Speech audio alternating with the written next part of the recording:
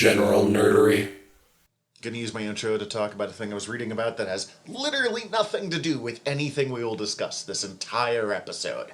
But I was just reading about it. Apparently, with this new season launching, some people are just now realizing that the superheroes and the boys are not good people. I was wondering if we were going to end up talking about this just because what I've been ingesting anyway Was the boys? is the boys. So apparently, everything I said before this was lie. We will be talking about this twice. Hi, General Nerdery, Zach, Tyler, Steven's here. Hi. Okay, we've Hey, got all Steven. this. But just the idea that people are like, the Homelander, man, it turns out he's not a good guy. Did you watch season 1? Did you watch literally anything? Did you watch funniest- episode 1? The funniest part, it's not even Homelander. What really stirred this up, just because I do like go through the boys subreddit decently whenever there's a new episode just to see what people are saying, was there's a super minor character in one of the subplots named Blue Hawk, who's just like a piece of shit. All Racist, if I remember. Yeah, racist, like over patrolling black neighborhoods. Yikes. Super fucking violent. All lives matter, doubles down to fucking Soup's lives matter when pressed and shit. And he gives a speech? I mean, it's not a speech, it's a fucking Racist screed. No, it's not even a racist screed. He's forced to give like a public apology where it's obvious he's just like reading off a fucking piece of paper and shit, and he gets pressed and da-da-da-da-da.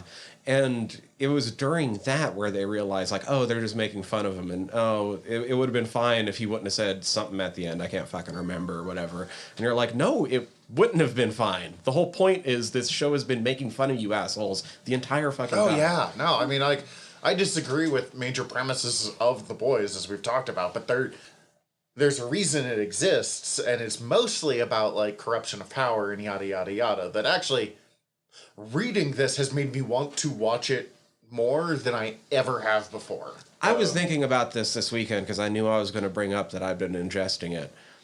Ultimately, I still feel like The Boys isn't for you. Oh, no, there's no way it is. But this also isn't Garth Ennis's Boys. This is as rewritten and reproduced, like Eric Kripke, who did Supernatural for the first 5 seasons and then came back later on. See, and Supernatural wasn't for me either. Speaking of ingesting, that's my ingesting for the week. Supernatural? I'm rewatching Supernatural, and I'm literally on season 5 finale. That's Swan Song is my next episode, Oh, okay, before we go farther, I know I jumped over this, but just so I can actually have said it, so it will hurt my brain if I don't, welcome to General Nerdery, your podcast about liking things. I'm Zach. I'm Tyler. And that's Steven. Okay, back to Supernatural. Oh, that's it. I'm just watching it. Just because it popped in my brain. But that's the thing, it's like, watching The Boys, I'm like, it's not for Zach, but it's like 500% more for you than you currently think it is. Yeah. The only Garth Ennis that I legitimately enjoy is Preacher, and I didn't finish it. And that's another one where the show is better. Only because I couldn't get the next volume. And then by the time I finally found a copy, it had been long enough that I was like, I don't remember. And I'm not going to back and reread it. And it was, I'd have to reread like 8 volumes to get caught up. No, I get that because I've read the first 3 volumes like 8 times, only because it took me so long to get volume 4. Yeah, pretty much. But no, it is so much more for you than you think it is, but it's also ultimately at the end of the day not for you. Yeah, that's fine. But there are things I think you would very much appreciate. Like this season had I like Huey a lot. Like Huey's very great. funny. I think you'd enjoy bits of Huey. Well, I think even just some of the interactions with deep Homelander. cut, like the shade they throw. I'm thinking like the beginning of this season, they had their version of the Snyder Cut get released, which I can't remember. I can't remember what the director's name was or whatever. Now a meme makes more sense to me that I saw. I don't remember what it was, but I remember being a lot of their marketing that I've tangentially seen this season now makes a lot more sense. But the bros that were backing the release, the whatever cut, it's the cut of the movie Dawn of the Seven that includes the Nazi. Oh, God. And same way they're like, whoa, when did politics enter The Boys? And we're like, Since the beginning. Since the beginning. probably the very first scene. I haven't seen the very first scene, but I'm willing to guess it just dropped in that way. And the creators and Anthony Starr, who plays Homelander, have been very vocal in interviews saying, "Oh yeah, no, Homelander is based directly off of Donald Trump." Yeah, like I watch his speeches and Damn, oh, he's so good. Speaking of which, have you seen him in Banshee? I have not. I'm going to watch Banshee based solely on how strong of a performance he's giving as Homelander. He's amazing in it, and then also it is just such fucking fantastic, like, pulp noir storytelling. Anthony Starr might legitimately be the best actor on TV for what he's doing with Homelander. oh damn. Yeah, he's really fantastic. Like, there's a lot of reasons for you to watch The Boys, but also, like, it's... Oof. It's hard to recommend. Reverse Thanos. Yeah. It happened. It's why you asked why I like Grendel. Like, I just have so much trouble with heavy shit anymore because I read the goddamn news. Yeah. Did you have anything else on Supernatural you want to... Like, are you enjoying it, or... I really am, actually. It's, Is this first time through? Have you done this before? first time through since it's completed. I Okay. have watched it all through, and I've rewatched it multiple times before it, like, finished airing. So I've watched, like, the first season probably, like, fucking 10, 15 times or something. But I've only seen, like, the final season once at this point.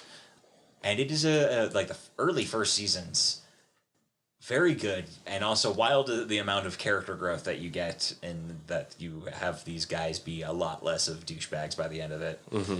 Well, it was originally only supposed to be 5 seasons. Yes. So that's why those first 5 are just fantastic, because it tells a nice, complete story. And it's And then it continues. and then it kept going. It just kept going. Which then it's time to fight God's cousin Larry. Like, it's a wild fucking ending. And I have so many questions about the development of it, of knowing where it goes, and rewatching it now to be like, so there's Chuck, and I know what he's up to. are you gonna watch the prequel series when it comes out? I probably will. The Winchester. I just watched the trailer for it. Oh, I didn't even know that was out. Yeah, there was a trailer for it. It's Oh, yeah, I had no idea it was that either. we should have talked about this Nah, and it's watched it later, but We can always pause it's if we fine. need to. I'm curious to know, because it seems to retcon some stuff about the show. Oh, okay. That's inevitable with anything that you do a prequel in. Like, there will Exactly. be things that are like, oh no, then season 5, episode 7. it Although said we this. could, it's not just though that they said this though, because there's been like legit, like timey-wimey shenanigans and flashbacks where we've seen some of the things Exactly. before. Oh, okay. Exactly. Like the premise being that for some reason Dean is on the road hunting down history of his parents as hunters. Okay. And then that's like the B story / main through line of the season. I'm presuming based on the trailer, and then like the rest of it is the story of Mary and John. and John Winchester, like becoming hunters / Comedian. Mary already being a hunter, and like basically bringing John into the world of hunting, which by the sounds of it definitely retcons it. Because, like, it's presumed, at least from my watch through, he doesn't know about hunting or monsters until after she's dead in the first season. Right. That's what I thought too. It's been too long since I've watched it. We'll pause and watch the trailer before we get to the trailer part. It really so. doesn't matter all that much, but, like, it's basically like they're learning to hunt, or he's learning to hunt, she's teaching him, and, like. I do know the actor who played Sam was real pissed that no one told him about it before it got leaked to the press. Well, it could be that you were a real dick to everybody on fucking set, from what I hear. Okay. I have kind of... It's one of those things that I've picked up stuff through osmosis because I'm a nerd. I don't and, know. like, It's all me picking up everything up from the internet, so I don't know any of this firsthand. This is all me. Definitely getting this is all conjecture. But, like, evidently he was not pleasant to work with in the final seasons, and subsequently, when people were working on a follow-up project, he was not included.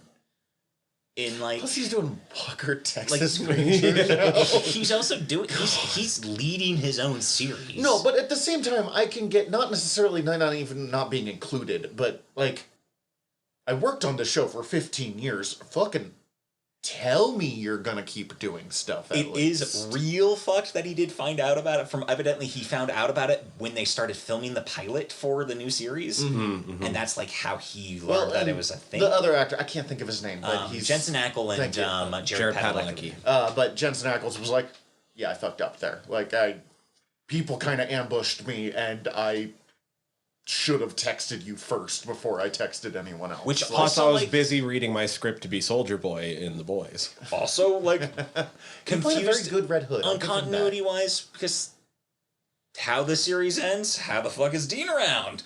Because it ends with him dying. I'm not gonna spoiler alert for a series that ended like 2 years ago, but also like I'm not gonna get into the details of it because it's pretty interesting seasons. Ending, especially considering having to change due to COVID. But like they set up him dying. Yeah. I mean, how many times has he died at that point? Exactly. So who fucking knows? He's been to hell and back. Literally.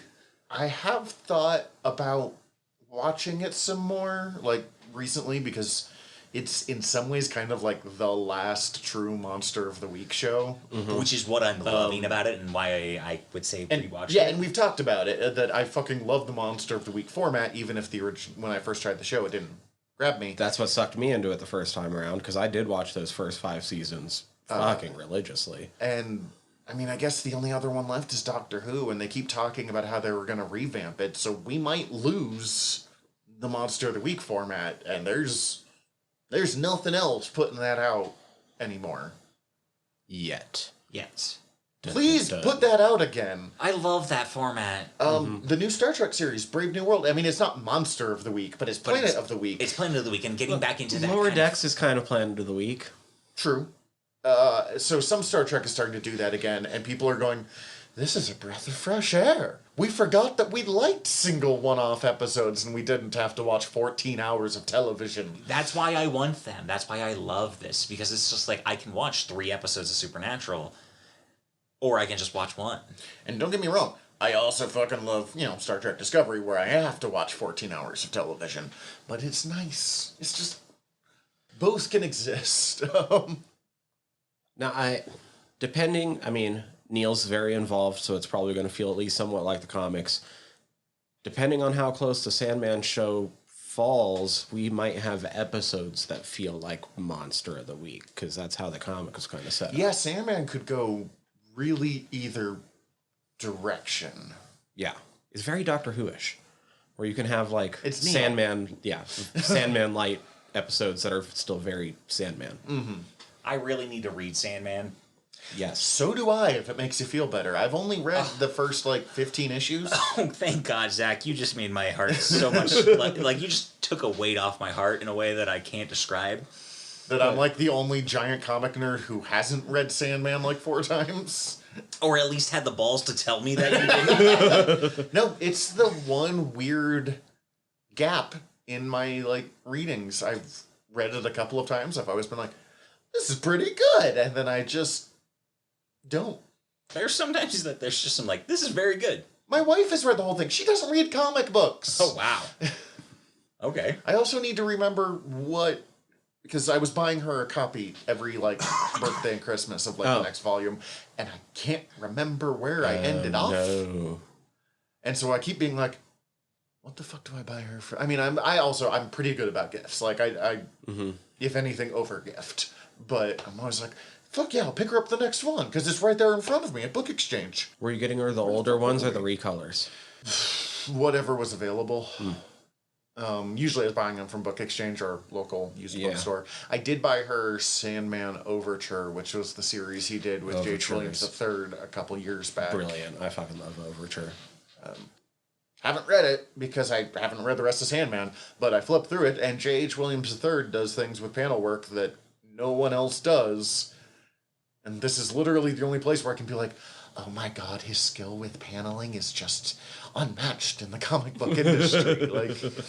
But I mean, it's like when we were talking about Grendel last time. There are certain ways that you can tell a story using panels that no one else does. Yeah, absolutely. On that note, real fast, dive into being sad for a moment, because we're talking about Grendel, and amazing panel work. Artist Tim Sale died last couple of days ago. We still don't know why, but it's none of my business either. Just an illness. Artist of... God, let's see if I can do this. His big name stuff. Batman Long Halloween, Batman Dark History, Catwoman When in Rome, Superman of All Seasons, Spider-Man Blue, Daredevil Yellow, Hulk Gray, Captain America White, all of the paintings on the Heroes TV show, and a major artist on Grendel. Yeah. That's cool. I didn't know that. Yeah. Dude is fucking incredible. This was a rough one. If there was like one Batman story I would ever recommend people to read, it'd probably be Long Halloween. Damn. And also, a Superman for All Seasons is my top 3 Superman stories. Easily. And also, he is sucks. responsible for my favorite one-shot Batman story called Blades with author Jim Robinson, who did that Earth 2 series we read when you were on Noob Island with us, about a guy called the Cavalier who decides he's going to become a superhero. And Batman is reminded of Zorro, which is like a huge part of Batman thing. So he's like, sure, I'll give you a shot. But this guy, one thing goes wrong, and he ends up basically becoming a villain. Because, like, oh god, his girlfriend, like, got in with the mob, and he's got to help get her out, and he ends up falling until he's, like, killed people and stolen shit and found out that he liked it. And so at the end of the day, he challenges Batman to, like, a duel. Except Batman's, already been stabbed once, so it's, like, a super unfair duel. And it... For him. No, he beats Batman in a sword duel. And then the cops shoot him to death because he, like, suicides by cops. And I'm not making this sound like a great story, but it is a just wildly good single-issue Batman story that Batman is mostly not a part of. Sounds intense. It's very intense. Dang. But, I mean, like, Frank Miller created Batman Year One. Tim Sale took that era and gave it a visual imagery that everyone else has been mimicking ever since. Mm-hmm.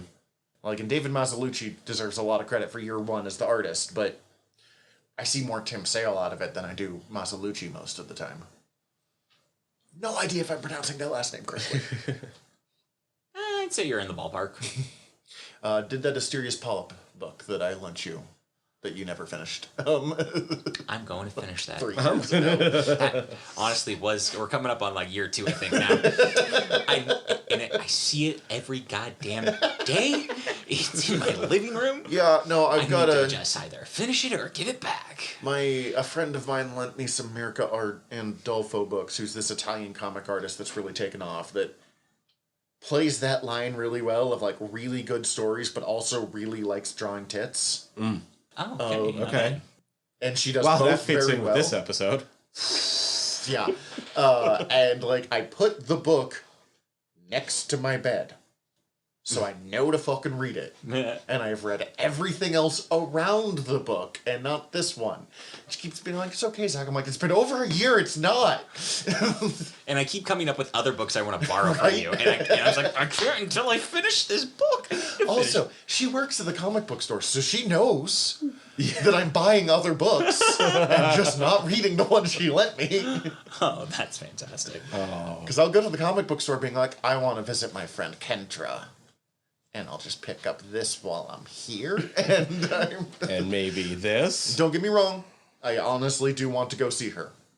But also, I wanted Batman and the Adventure Continued Season 2. Yeah. I mean...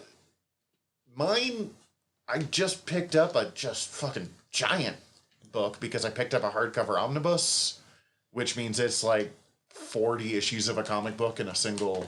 It's, like 3 inches thick. Of the Justice League International run, the second half of it.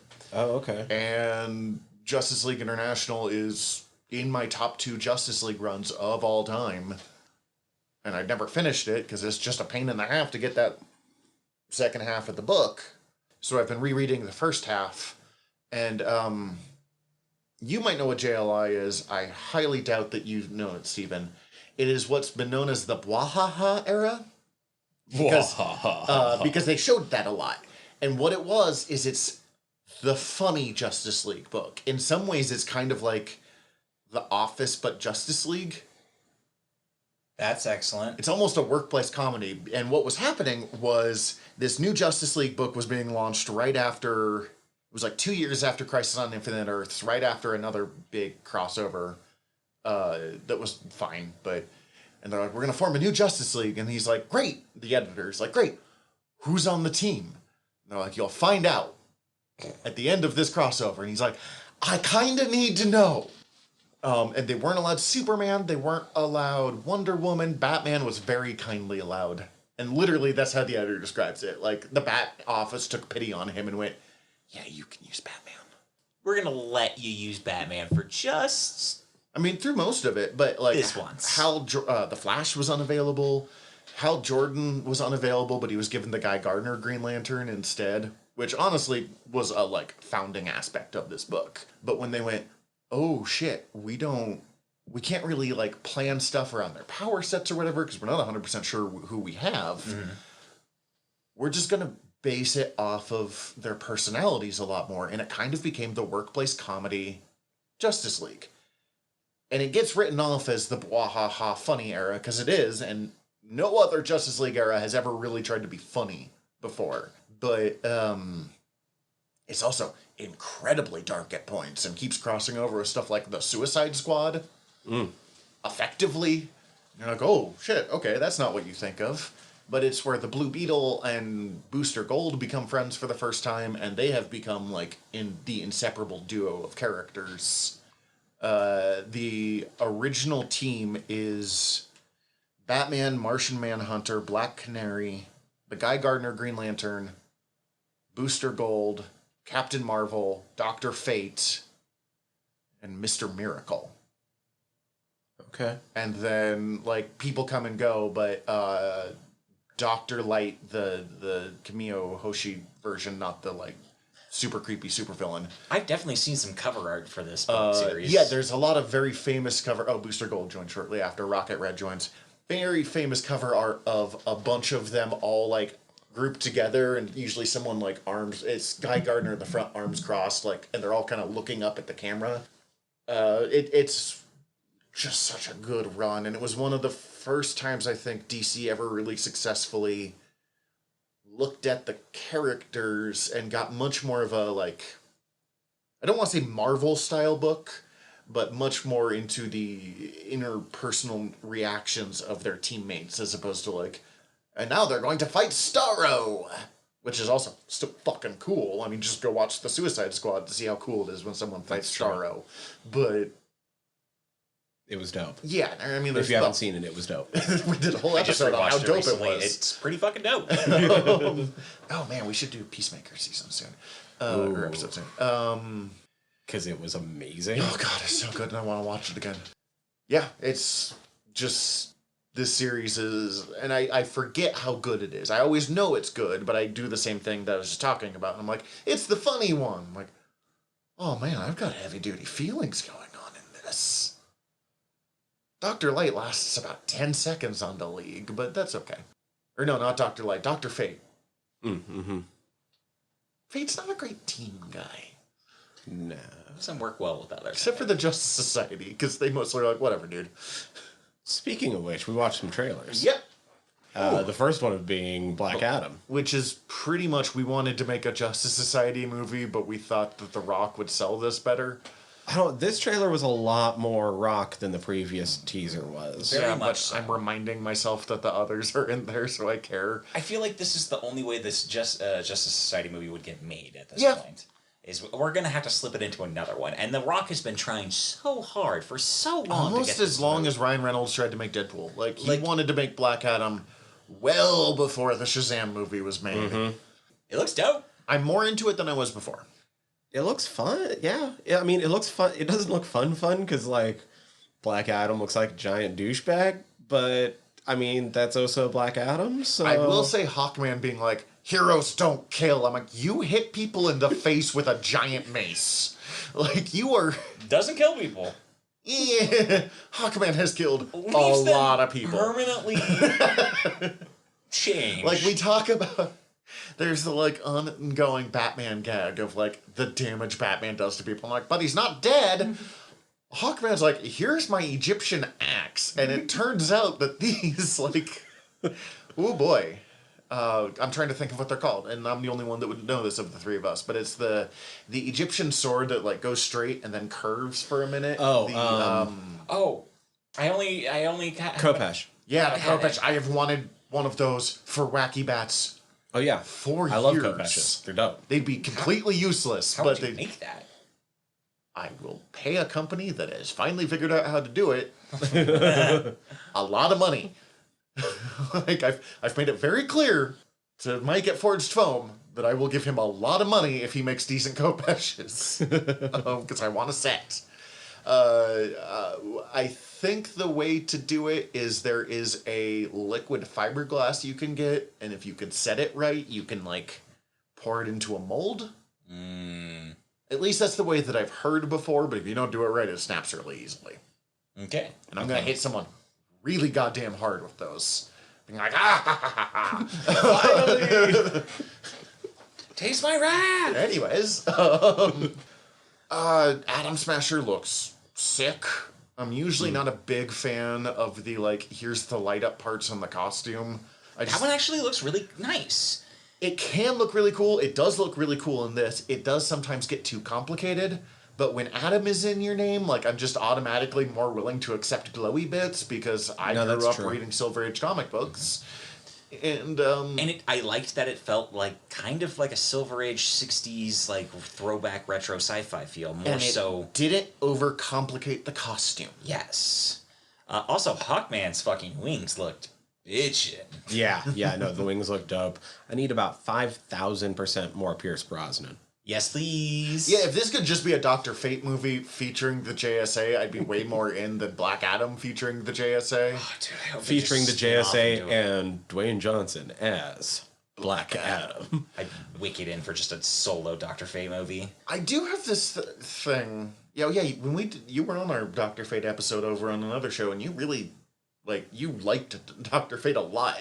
I like the concept. His mask is so cool. The helmet, his costume is fucking fire. Every version of it. Every version. I also liked there were some concepts there that are wildly interesting to me, like the idea of having two hosts and splitting between two people. Yeah, they're probably not going to do that, but I wish they would. And like the whole idea of he is a Lord of Order? Thank you. I was struggling to find the term for it, but versus these Egyptian douchebag wizard? Yeah.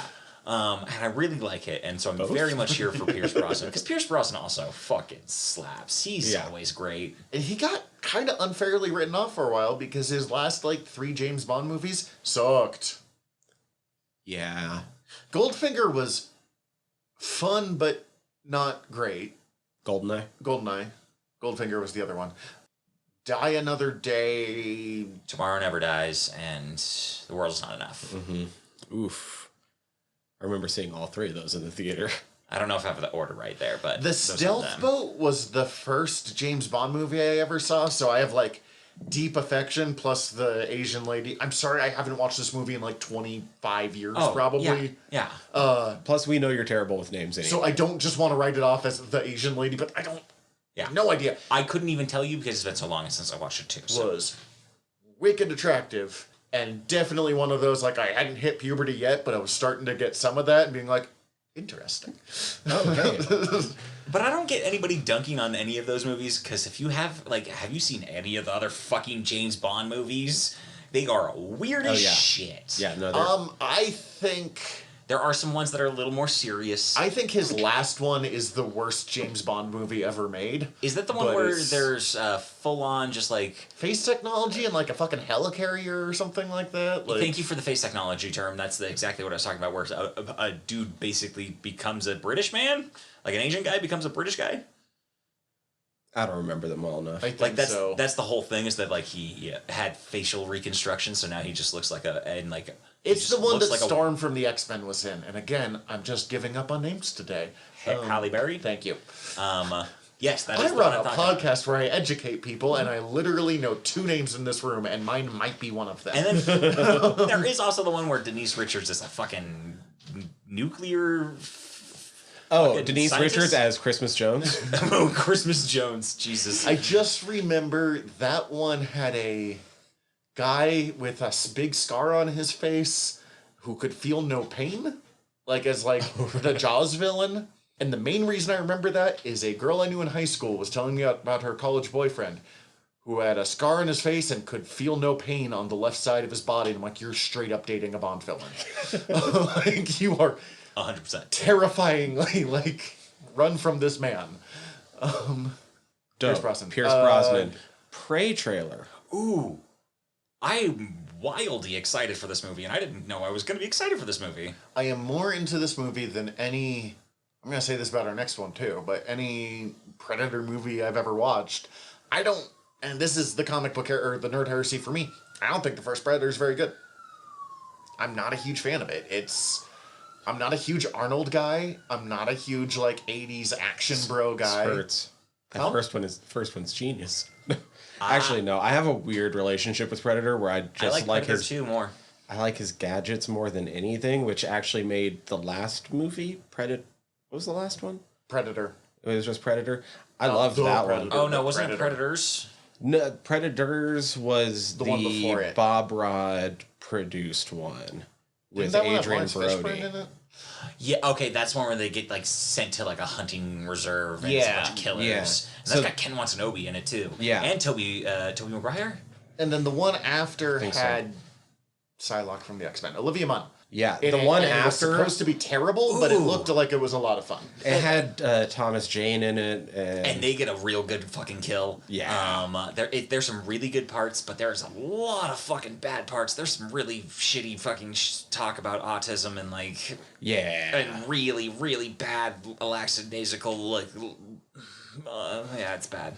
However, that's also one of my favorites because it's mostly about all the Predator tech, which is what I'm like Yeah. super all about. And it's very cool, the tech you see. And you get to see inside the ship more so than you ever have before. But Anyway, this Prey. one, Prey, looks Yeah. fucking. I think it's going to be my favorite because it looks amazing.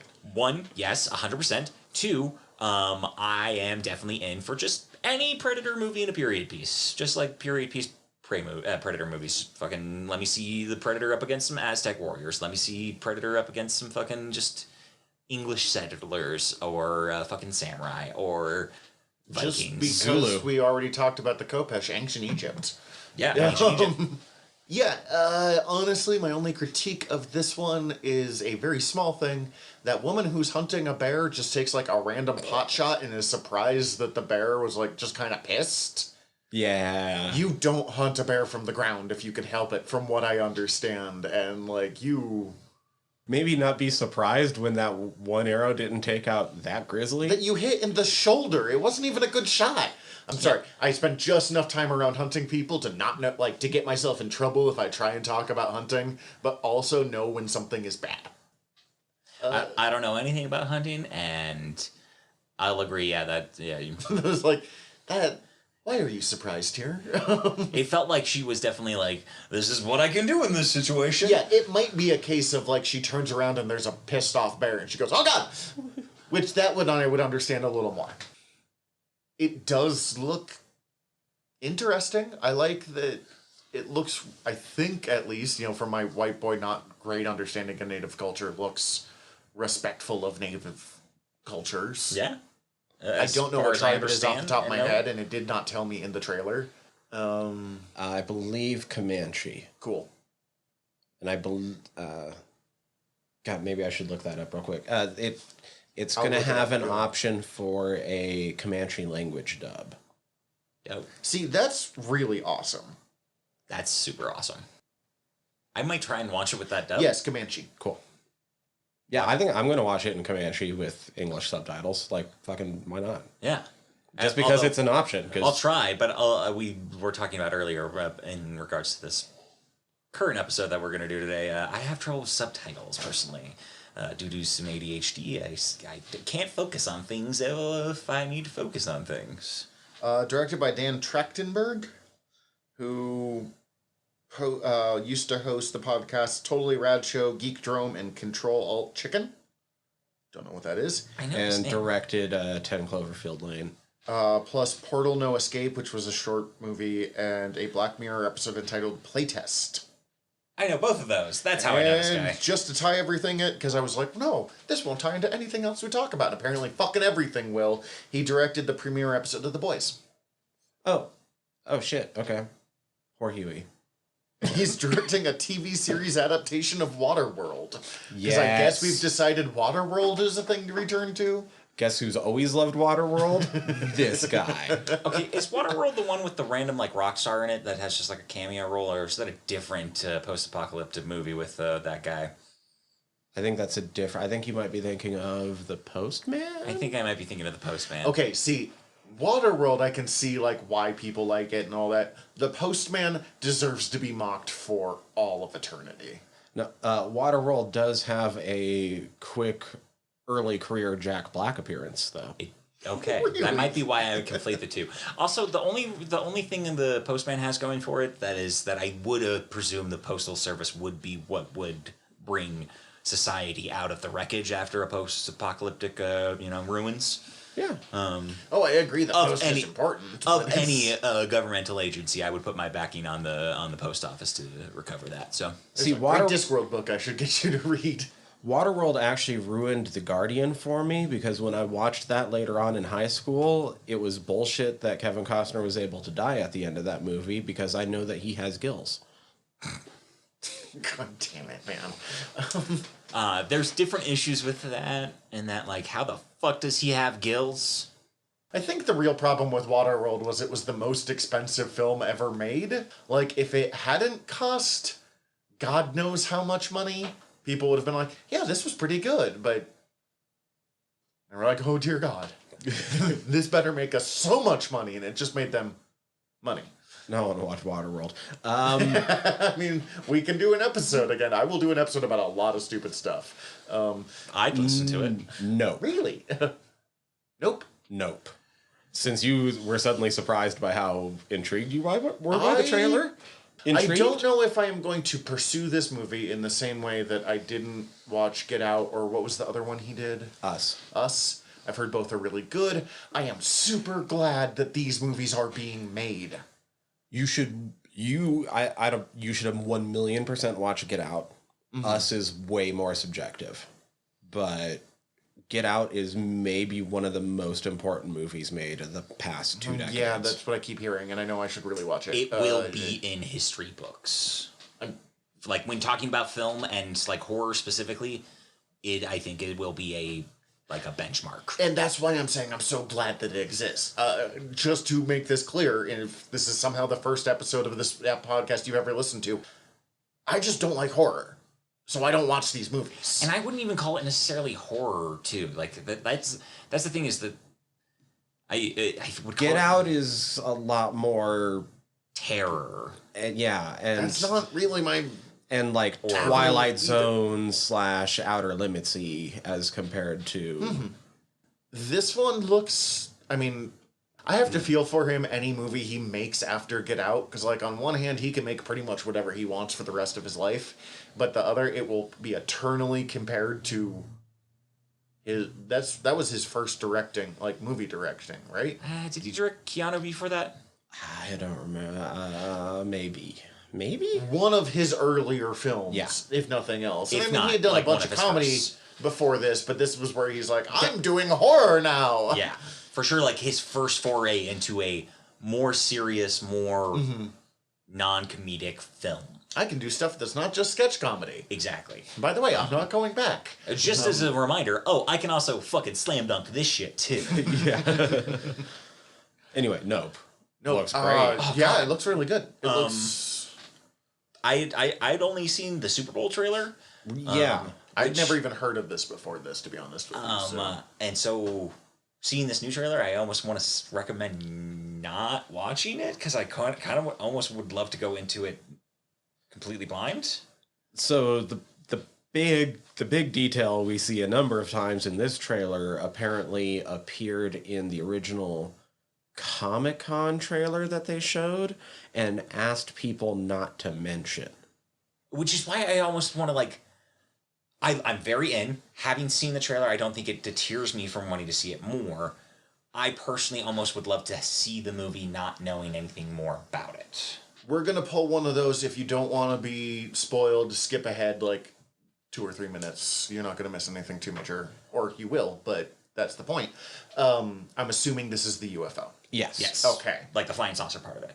It's alluded to, like, in the other trailer that there's something just In up the sky. there in the sky, but it's very much, it could be, I was surprised how straight up they Anything. showed us. very, just like, that's a straight up flying saucer. I don't know if what's in there, it could be anything. It could be a government fucking built thing for all I know. It could be fucking aliens. It could be, Don't tell us honestly. But whatever. Oh, no, he's going to tell us what's in there because it's going to be part of whatever metaphor he's... fair. So I'm very interested to see that. As someone who has been getting more into, again, I say other things, but it's mostly last podcast on the left. I've been getting more into like UFO stuff and cryptid and stuff. I am more interested in this than I would have been even just a year ago, which is part reason, and also just the interaction between, from what I gathered, the two main characters who I think are a brother and sister. I think I heard her say my brother is out there. Yeah, so here's the other 2 trailers, 3 trailers or whatever that came before this highlighted them a lot more. So who they are and where they're at, where if you had seen the other trailers, is their family. So have you ever seen that? It's like the first film reel, and it's like the black jockey on the horse. Yes. And it's like 2 seconds or whatever of just riding. That's supposed to be like their great-great-grandpa or something. Okay. And so they were part of the very first like film. Like their family's been in Hollywood history, so they're trying to reestablish this horse ranch within like We have this long pedigree.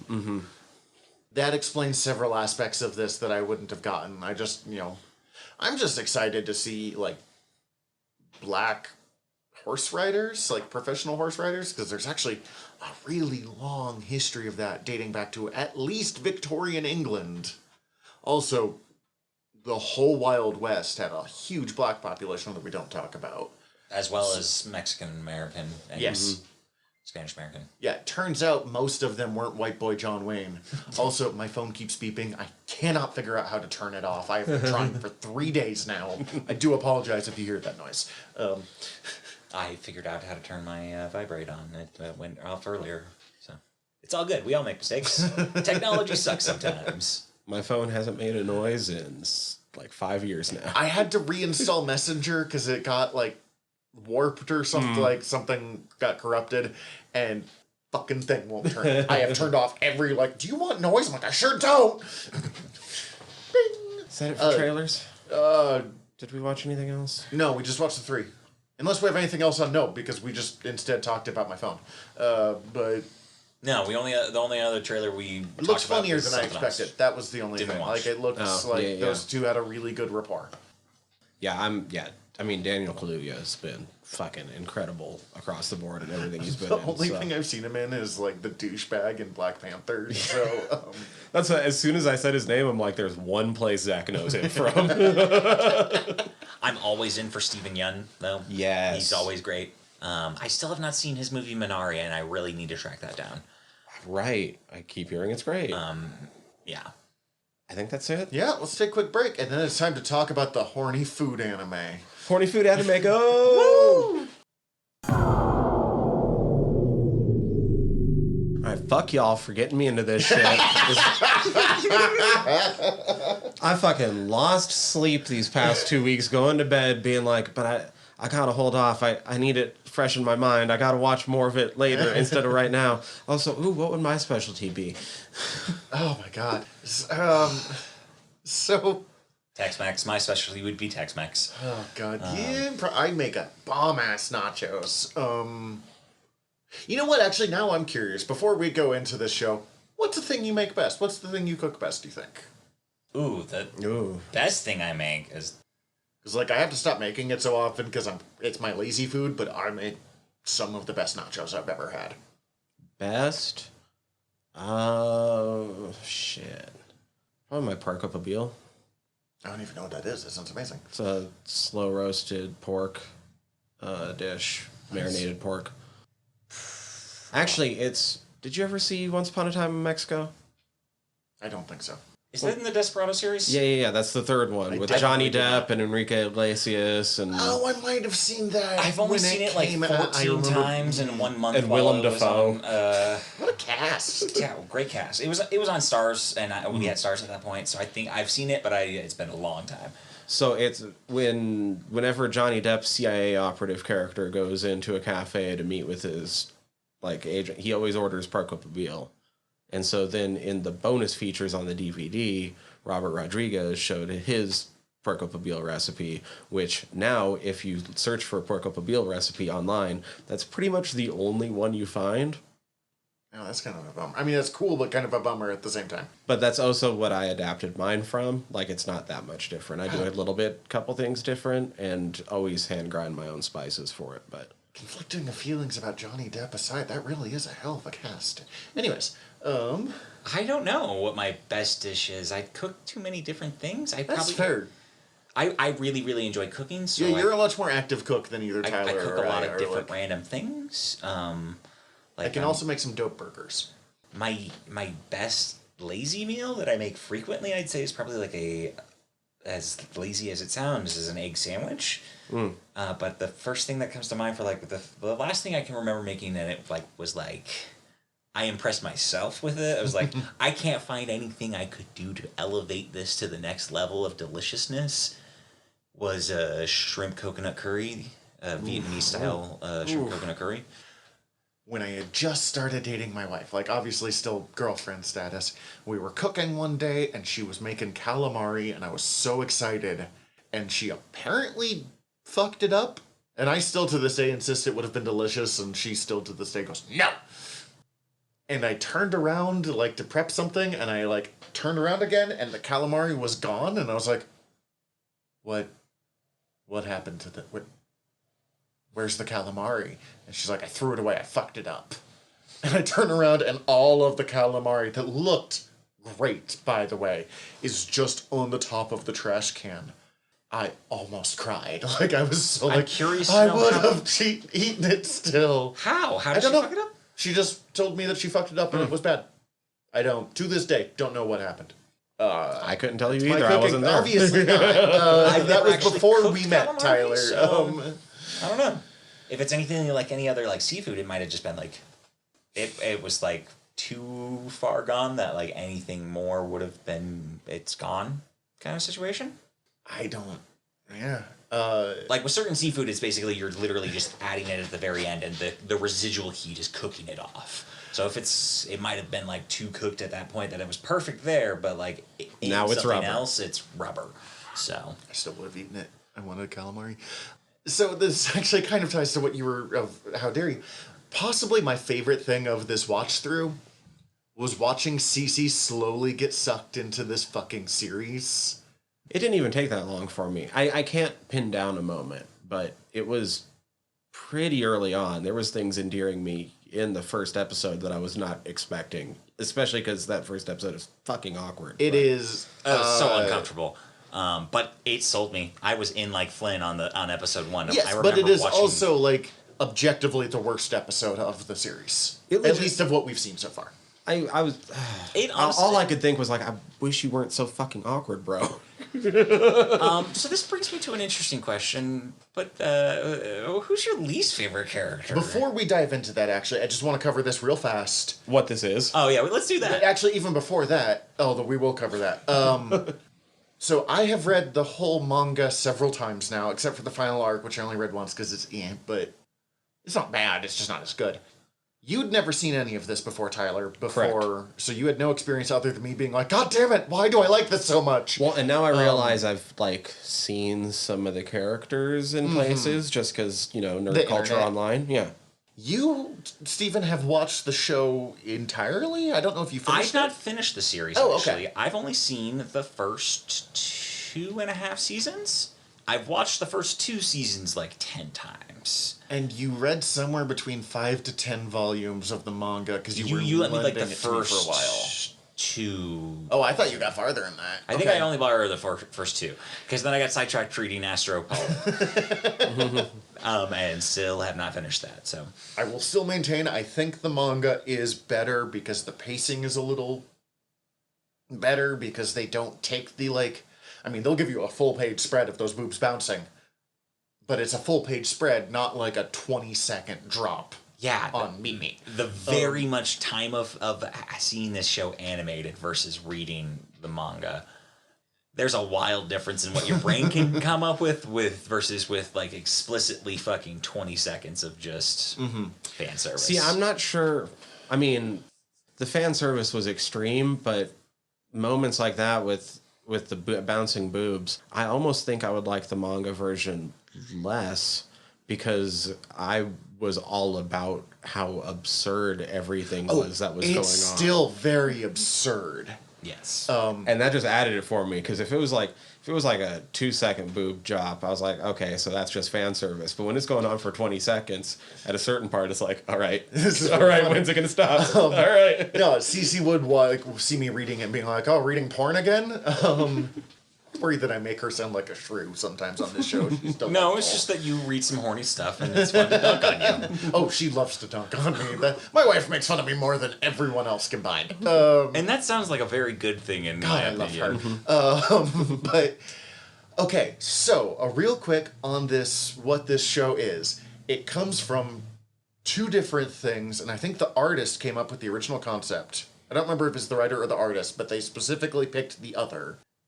They had the idea of, one, that you could adapt cooking into a shonen anime, so like an action like Naruto, One Piece, Bleach, Dragon Ball Z, whatever, into that format very effectively, and they drew a picture of just like a woman basically having an orgasm, and they're like, this would be a really good way to express the joy of Cooking. eating food, of like tasting good food. Yeah, there's a very tangible, sensual feeling to eating delicious food, and they dial that up to 11 in certain aspects, but also like at certain other points, it feels less horny and more of a like sensual, spiritual element to it. We're going to run through the bit of the series, not episode by episode because it's 24, but like a rough run through of the first season. Overarching arcs. And that's one of the things I wanted to talk about in it, that I should stop calling it the horny cooking anime. I'm not gonna, but like...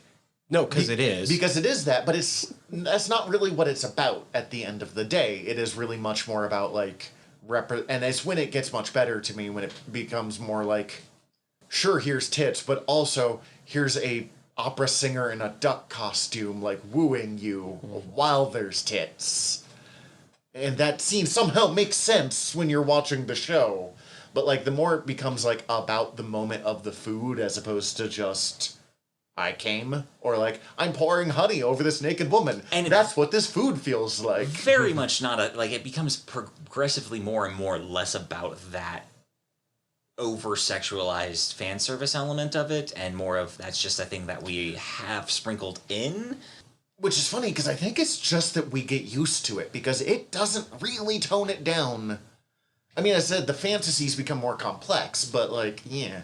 But the quick run over of the show, and I'm going to try to keep this to like 20, 30 seconds, and correct me if I miss stuff.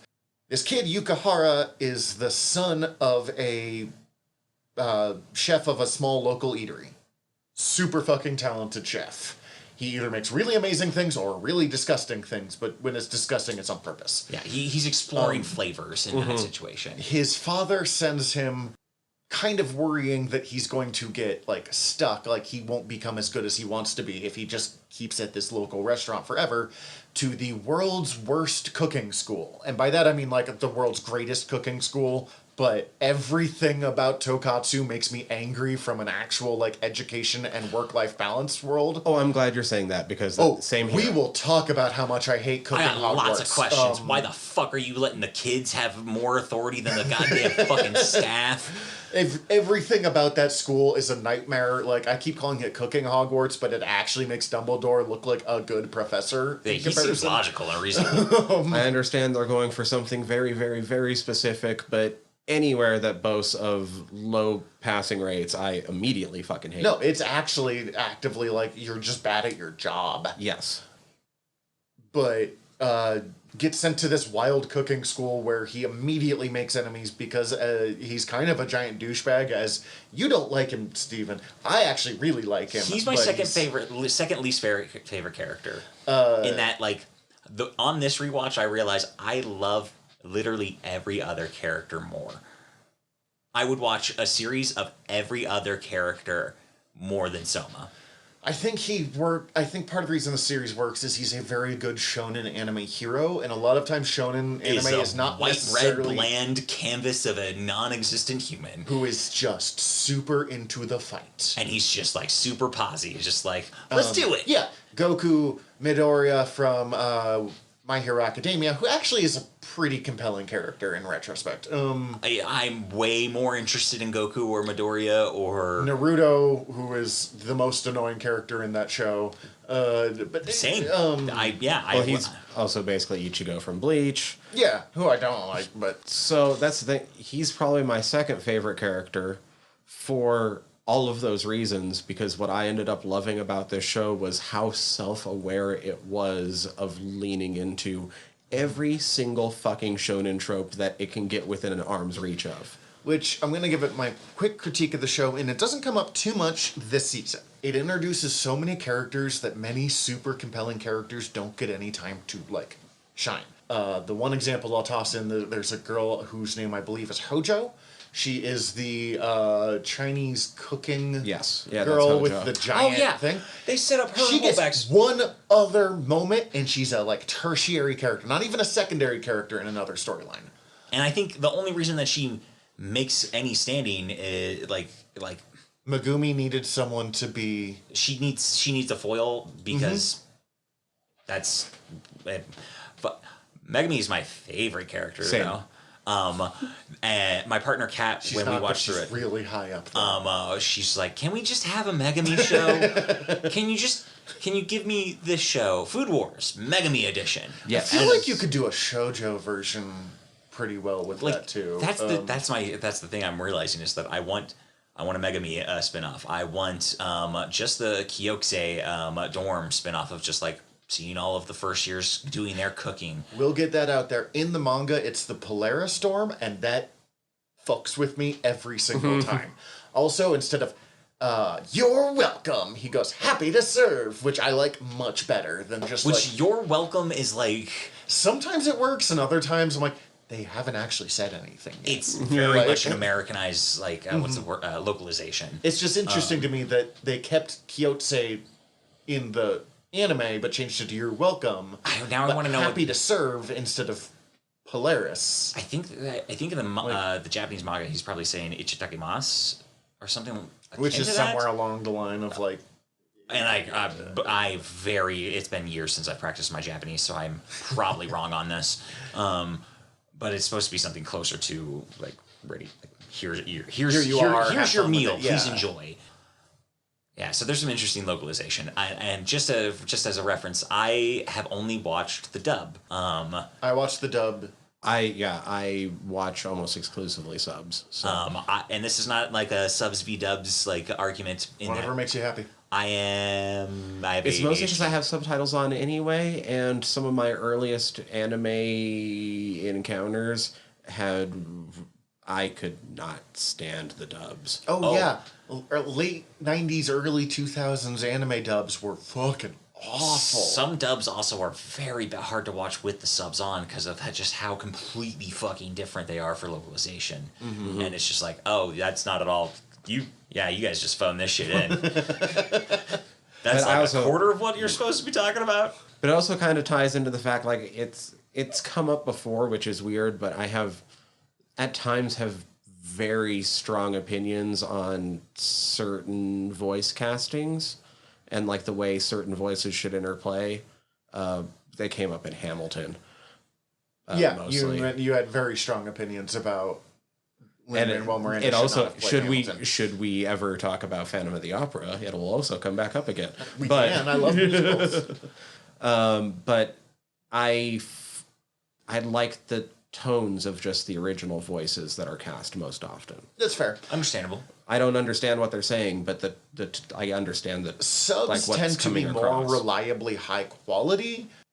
Dubs is what I do because I usually am doing something else while I'm watching TV. I'm doodling, I'm making dinner, Like, there's whatever. full-on shows that I've had to rewatch subbed versus dubbed. Like, The Devil is a Part-Timer. I had to go back and rewatch. We're the first give a couple volumes of that, and I never got too into it. I heard they're doing a sequel series or a season 2, and I'm so fucking excited. But I watched through I watched through it once, and I watched through it dubbed on Netflix, and then I rewatched it subbed, and I realized, oh, I missed like fucking huge chunks of exposition in that the dub doesn't dub a fucking like. It's something like akin to like a Nokian or something, or like a fictional language of like this other world. And there's just whole chunks of dialogue that are just like, and so I'm the devil and I'm from this world and I'm here doing this thing. That they don't dub, and it's just in this fictional language that I don't understand, and they don't include like a subtitle like as an accessibility captioning, which they should do because it's supposed to be, it's non-existent language. You should be captioning that anyway. So, like, fucking dubs and subs are a wild thing, especially for licensing and rebroadcast. Kind of funny. I got into this because I was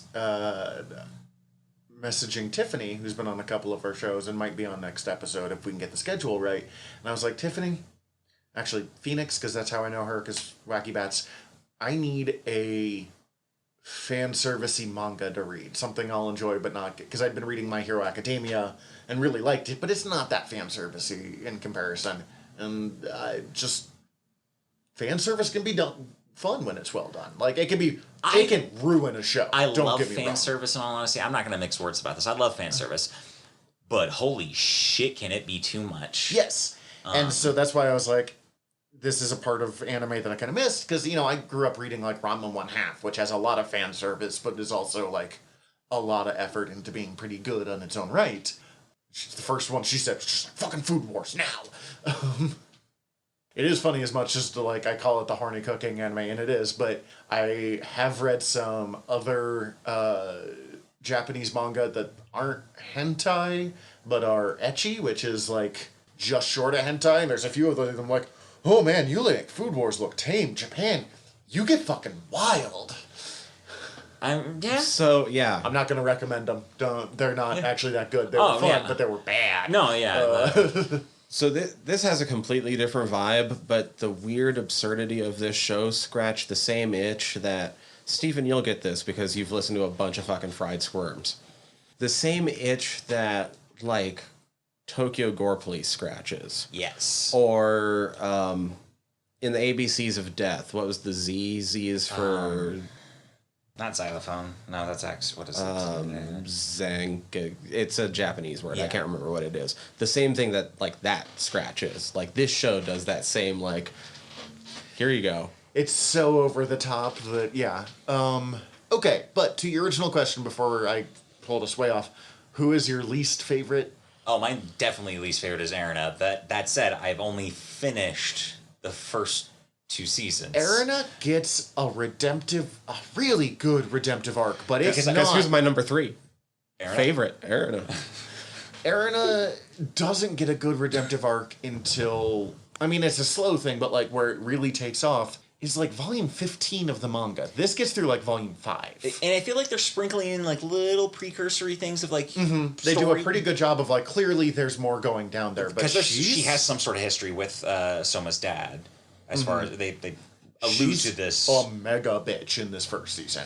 And also, I mean, feel free to tell us why you like her while we're discussing this, but... Oh, no, I think astronomy shit is super interesting. Okay. So the fact that she goes so hard on it, plus is just a fucking amazing anime character design. That she's got the god tongue, or are you thinking of Alice? Sorry, I'm thinking of Alice. That's my That's bad. Erina's cousin. Yeah, yes. my bad. No. Yep, I was completely thinking of Alice. My bad. And on the flip side, completely Alice dislike is my the third character for me, favorite. but I love her. Yeah. She's like supposed to be like intolerable, more intolerable character, but like just fucking love her, and I love her playing with I cannot remember his name. The Ryu Kurokaiba? Yes. Yeah. See, he's one of my least favorite characters. He is just kind of generic shonen rival to me. Him and You're not fucking wrong. silver-haired spicy guy. Once again, why I love all of this, they're all supposed to be generic. Yes, no, and I understand that. There were other ones that I wanted more time with, and I'm kind of like, oh, I get why your like Vegeta character is really compelling to people, but they like give too many fucking foils in this show. Now that I think about it, like fucking, they set up a rivalry with Aldini. Aldini gets some real time though. Yes, but why not just make that be his rivalry rather than like adding? I just said his name and I've already forgotten it. Kurokaiba or white-haired guy whose Both name I of can't them. remember. But like, why throw in both of them? Other than like Aldini's supposed to be like not on the same level, but also they do set up like this. It's fucking, I don't know. That's it. Yeah, that is a very good criticism of they set up too many characters that they don't get to utilize. / also should just be utilized. It is also a big shonen thing though, because Naruto does it really hardcore as well. But I like a lot of the people, the random fucking people that set up in Naruto. Yes. Well, fair. And like I can't think of many of them. They're either forgettable or they're good. They're not as actively. I would say that's bad. I mean, while we're talking about some of the other shonens, I've always been a huge Bleach fan, and it falls behind. It was definitely the least of the big three, but that was the one thing it did well, was really flesh out Every fucking character. That's really cool. I liked Bleach. I was reading it at a time because there was a couple years when I was like an early teen that I exclusively watched anime and I exclusively read manga. And when I fell out hard. And it wasn't that I didn't like them, I had just burned myself out so much. And because I was the awkward nerd kid, I hung out with far too many people that Naruto ran down the hallways. And there's nothing wrong with those people, but like there was a point that I was like, we need to talk about literally anything else than Naruto right now. Literally anything else. Boruto? That was long before Boruto came out. Tyler, what about you? Who's your least favorite? Least favorite. My least favorite, who I was going to mention, doesn't appear in this first season, I realized. Or he barely does. Oh, interesting. Oh, this is tough thinking of a least favorite. My top three came easily to me, but...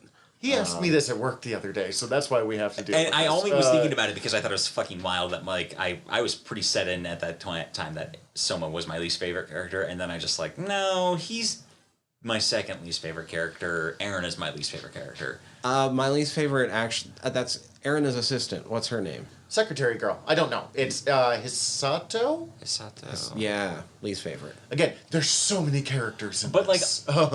I would love to see her and Nato Mao. I think that's her name. The fucking the Cauldron Witch. The Cauldron Witch. I would love to see a like a goofy spin-off of just like a odd couple cooking show of them having to fucking that'd still work be together. great. I like her way better, the creepy stalker girl, way better than she has any right to, because she's, anytime they actually do the stalking moments, you're like, oh, you are very uncomfortable. Yeah. She shows up in like episode 2 in the background, doesn't she? They're really good at that. They're really with good at this. sprinkling her in the background.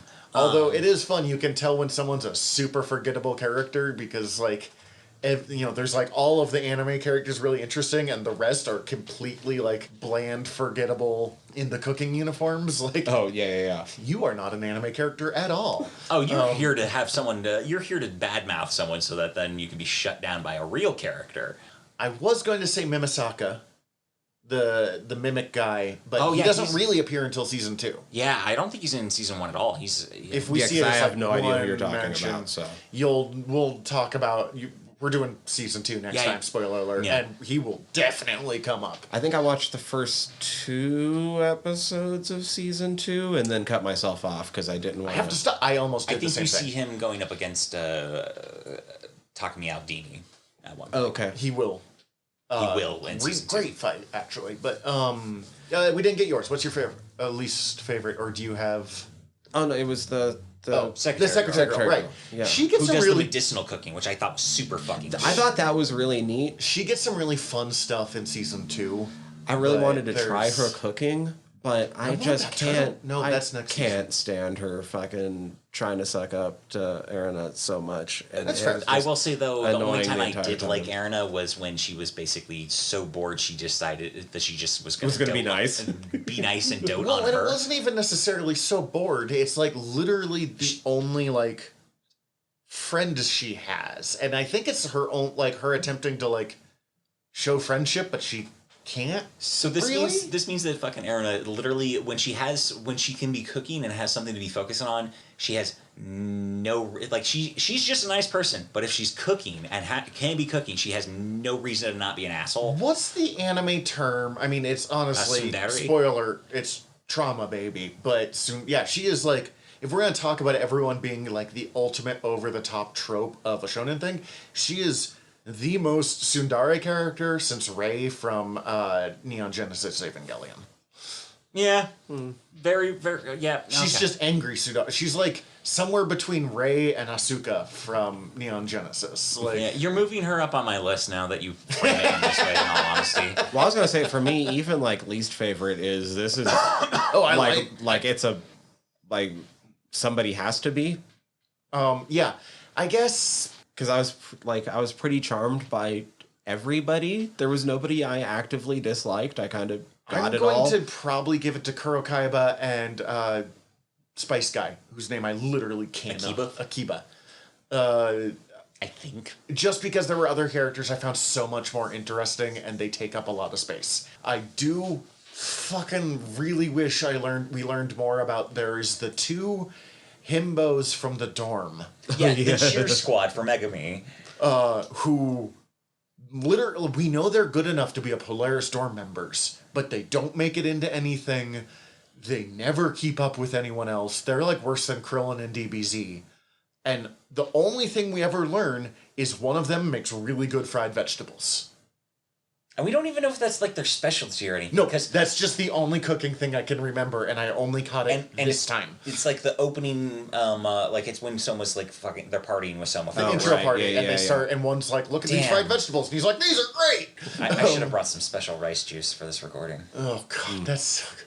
Or possibly the head of the bowl club, but you're like supposed to kind of hate him. Oh, he's I pathetic in a fucking lovable love way. him so much. The Dawn of Bowl Club. He's so pathetic. Okay, so who's your favorite, and who's like obvious side character who you think is like who you really like? Like in the same way that I like, she's not my choice, but for whatever reason I fucking love now the Cauldron Witch. She's so funny to Well, me, I think- and I want Also- to eat her food. Also, I think in the- fascinated by her cooking like method / philosophy. I think in the course of this, I've already said my top 3, so I'll just reiterate it. Megumi, Megumi, yeah. number 1. Megumi's your favorite as well. Definitely my number 1. Soma, number 2. I have questions about her character though. How? And then Arena's your And number. then No, Alice is your Alice, number 3. and then Alice is my number 3. I do like Alice. I do like Alice too. Alice. I hate molecular gastronomy though, from the standpoint of it seems so fucking bougily, just like One of my favorite things, and one of the reasons I like Soma, is I am not a bougie food person. Like, we went to, it's not open here anymore, but the Pearl Cafe used to be like one of the like bougiest places in town, and I enjoyed it, but I was like, this needed to be 4 times bigger. I like good food, and I like a lot of it. I like So like, I like the idea of molecular gastronomy, of like exploring food in different ways, but I do not like how it has been utilized in hot cuisine as like, this is the next evolution of and a lot of Oh, yeah, times see, it's I don't like that. I weird just and like the disgusting. ideas behind it all. Exactly. Yeah. I like Soma like her curry comes- dish that you see where it's just like, That looked really, the curry dish I wanted to try. The egg dish I thought looked bad. yeah, the egg dish looked really unappetizing, but also that's fucking weird that they made an unappetizing looking dish in an anime. Well, we can't all be Miyazaki. But like everything else looks so fucking good. That's true. I think my favorites are. Oh, I was gonna say I love Soma because he is the like bar food guy, and I fucking love bar food, and I make pretty good bar food. Like, if you could buy it in a bar, I can probably do a decent job. other than I need to learn to fry things better, like deep fry things. I like the other Aldini brother a lot. He's in my top. Wait, Isami Aldini? Isami Aldini, but I Which made me groan the first time I heard that. I don't fucking hate Isami. Isami. Oh my god, damn it! I'm so mad at you now. Isami Aldini. And he's Italian. Fucking Christ! I love Cece's his gonna character. Be so happy when I tell her. I fucking hate. It is absolute dog shit in my mouth. His weird fucking seasonal slim down type thing. That was weird. That is absolute horse shit, and I hate it. It is fat phobic to me, and it feels real weird. That's interesting. But it's also just like a fucking. I thought it was hilarious. Entirely be a Japanese like cultural thing that I don't understand, but like if he's supposed to be slimming down seasonally, that is a wild fluctuation. That like he should be a little bit bulkier for a character. It felt weird. Bulky him is also just Gluttony from FMA. Oh, entirely. Holy shit! Didn't think of that. Really, I actually did like that. And maybe it's because I used to be I was a fucking rail thin kid for years. And I have gotten, I'm a fat guy now. I'm not like wildly fat, but I'm a heavy set dude. And that change happened pretty fast. Honestly, the moment I stopped working on a trail crew and started working right next to the cinnamon rolls. But, That'd do it pretty quickly. Oh god, I gained so much weight so fast. I gained like 50 pounds in a year, and that is was not like me for most of my childhood. As a fat person who has struggled with disordered eating throughout my life, this is a thing that is sometimes a sticky issue. I am not trying to tell you that you are wrong. And I'm not super saying, get like, where you're coming from. I would just want to frame that for anybody who didn't have an issue with this. Can't see us in this entirely audio medium. That's why I didn't enjoy this. And like, if you think that's a cool bit, then I'm not. Well, saying and you've it's, had to like, deal with offensive. shit that I haven't had to do as much. But I did have someone tell me I got fat enough that they didn't recognize me anymore, and then be curious why I was mad at them afterwards. But that's for a different, not while recording podcast, because I do not like put people on blast like that. It's weird.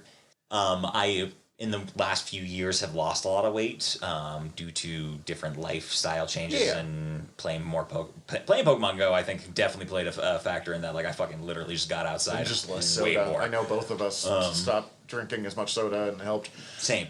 But like such a weird thing to just like lose weight and then have people like, oh, you look so fucking good. I was like, Izami's go fuck yourself. Cece had some of that happen to and hated it.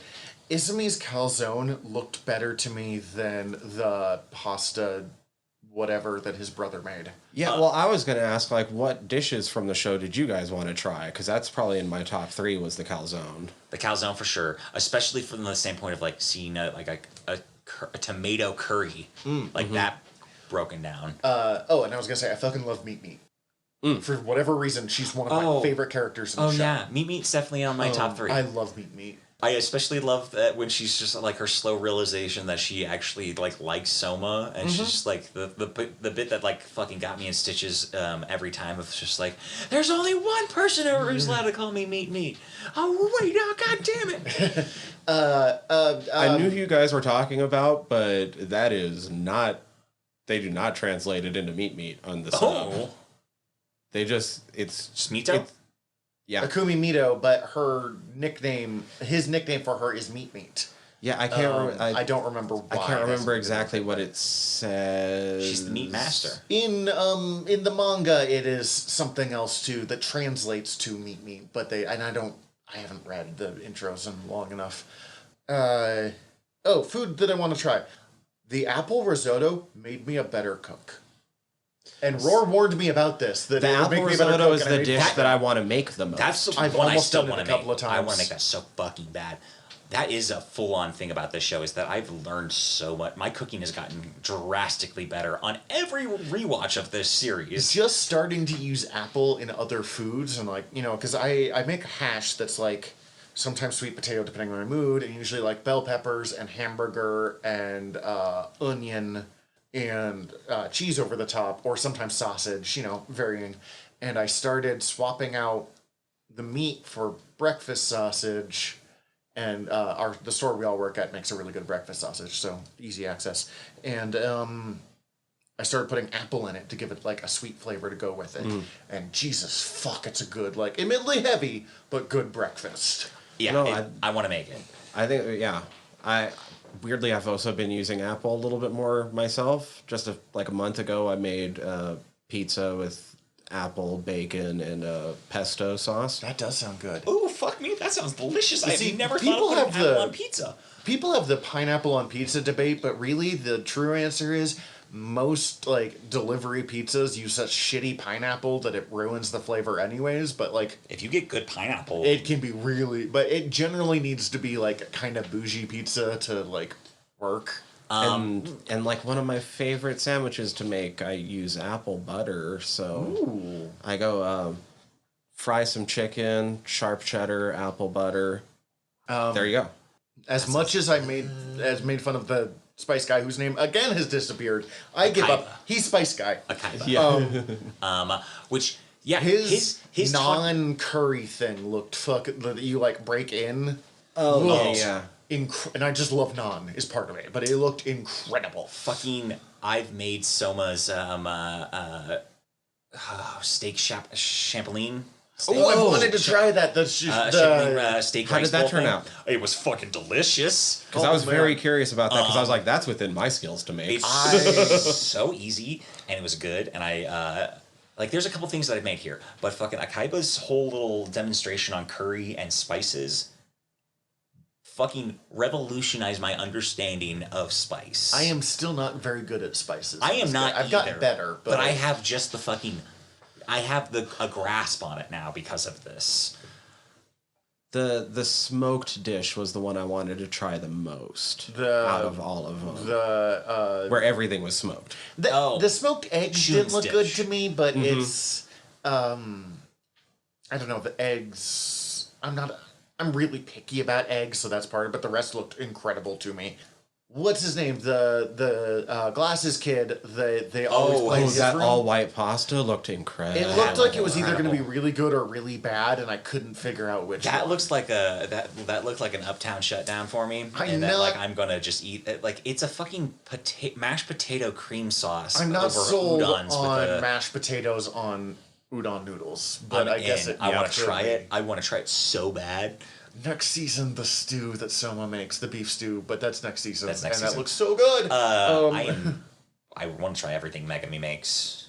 Everything. Yes. Her breakfast dish for the training actually, camp. The little quail egg things and I don't know what that fucking is. The monkfish. I was about to say, I've tried monkfish. I'm not the biggest fan of monkfish, so maybe not that dish, but I've never tried it, but like if I get to see someone do hang cutting as like I would will love to say- watch that. that as an experience would be cool. I will say Cece, who does have a lot of cooking experience and was enjoying watching the show because the stuff they do get right, because they did have a professional chef as their like advisor, but there was definite bits where she's like, that would have taken 4 hours. Like, yeah, the steak Champolina or whatever it is. a bunch of onions over steak and a rice bowl looked really good. I mean, again, I like simple, basic food. Like, the fried chicken wrap that he made yeah. super good to me, yeah. and I love a good fried chicken. With Bad fried chicken. the rice flour like tortilla flatbread type thing. Oh yeah. I will say that episode frustrated me just a touch because they're all sitting there like racked with like trying to come up with ideas, and I was just like, immediately before anybody was like, we need to come up with an idea, I'm like, you guys are walking around, so like a wrap, Make a fucking wrap, yeah. like a wrap or a burrito. I originally thought burrito, and then I'm like, you guys want to show off like the color and shit. Like I just want to eat it, so like make it a wrap. Okay, so let's do a quick run. I mean, quote unquote quick, a run over of like the Various season as arcs, we go I along. guess. Yeah. So we start off in Yukihara, and I think this first episode is in some ways the worst way to introduce people, because I've had several people be like, that episode was too much for me. It also just like it only sets up the premise of his dad and him. That's only really good. There's too many characters that are introduced. The shopping district gets introduced, but it only ever comes back for that fucking chicken thing, as far as I know.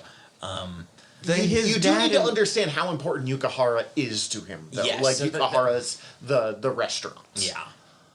I was surprised, just while you bring up the whole his dad and him thing, how quickly that played out. Like, how quickly we found out who his dad was. I thought for sure... How quickly we found out his dad is. He still doesn't fucking know who his dad is until, like, fucking the end of the season. And we don't... You guys still don't fully understand the scale of who his dad is, but we get... But that's always with these shows. No, exactly. There's always another bit to it, but... I mean, it somehow blew me away that he didn't realize his dad went to this school when his dad's like, here's this amazing fucking school. If you don't do well, you'll never be able to beat me, scrub. Like, also, like, dog, how do you think you got into this school in the first place, man? Your dad's an alum. A really probably rich alum. You did have to prove yourself still. But like, how do you think you even got the fucking entrance exam? I did love it's not important to any of this. The monk who was like, I will abandon my vows to eat his food again. Joichiro. Joichiro, thank you.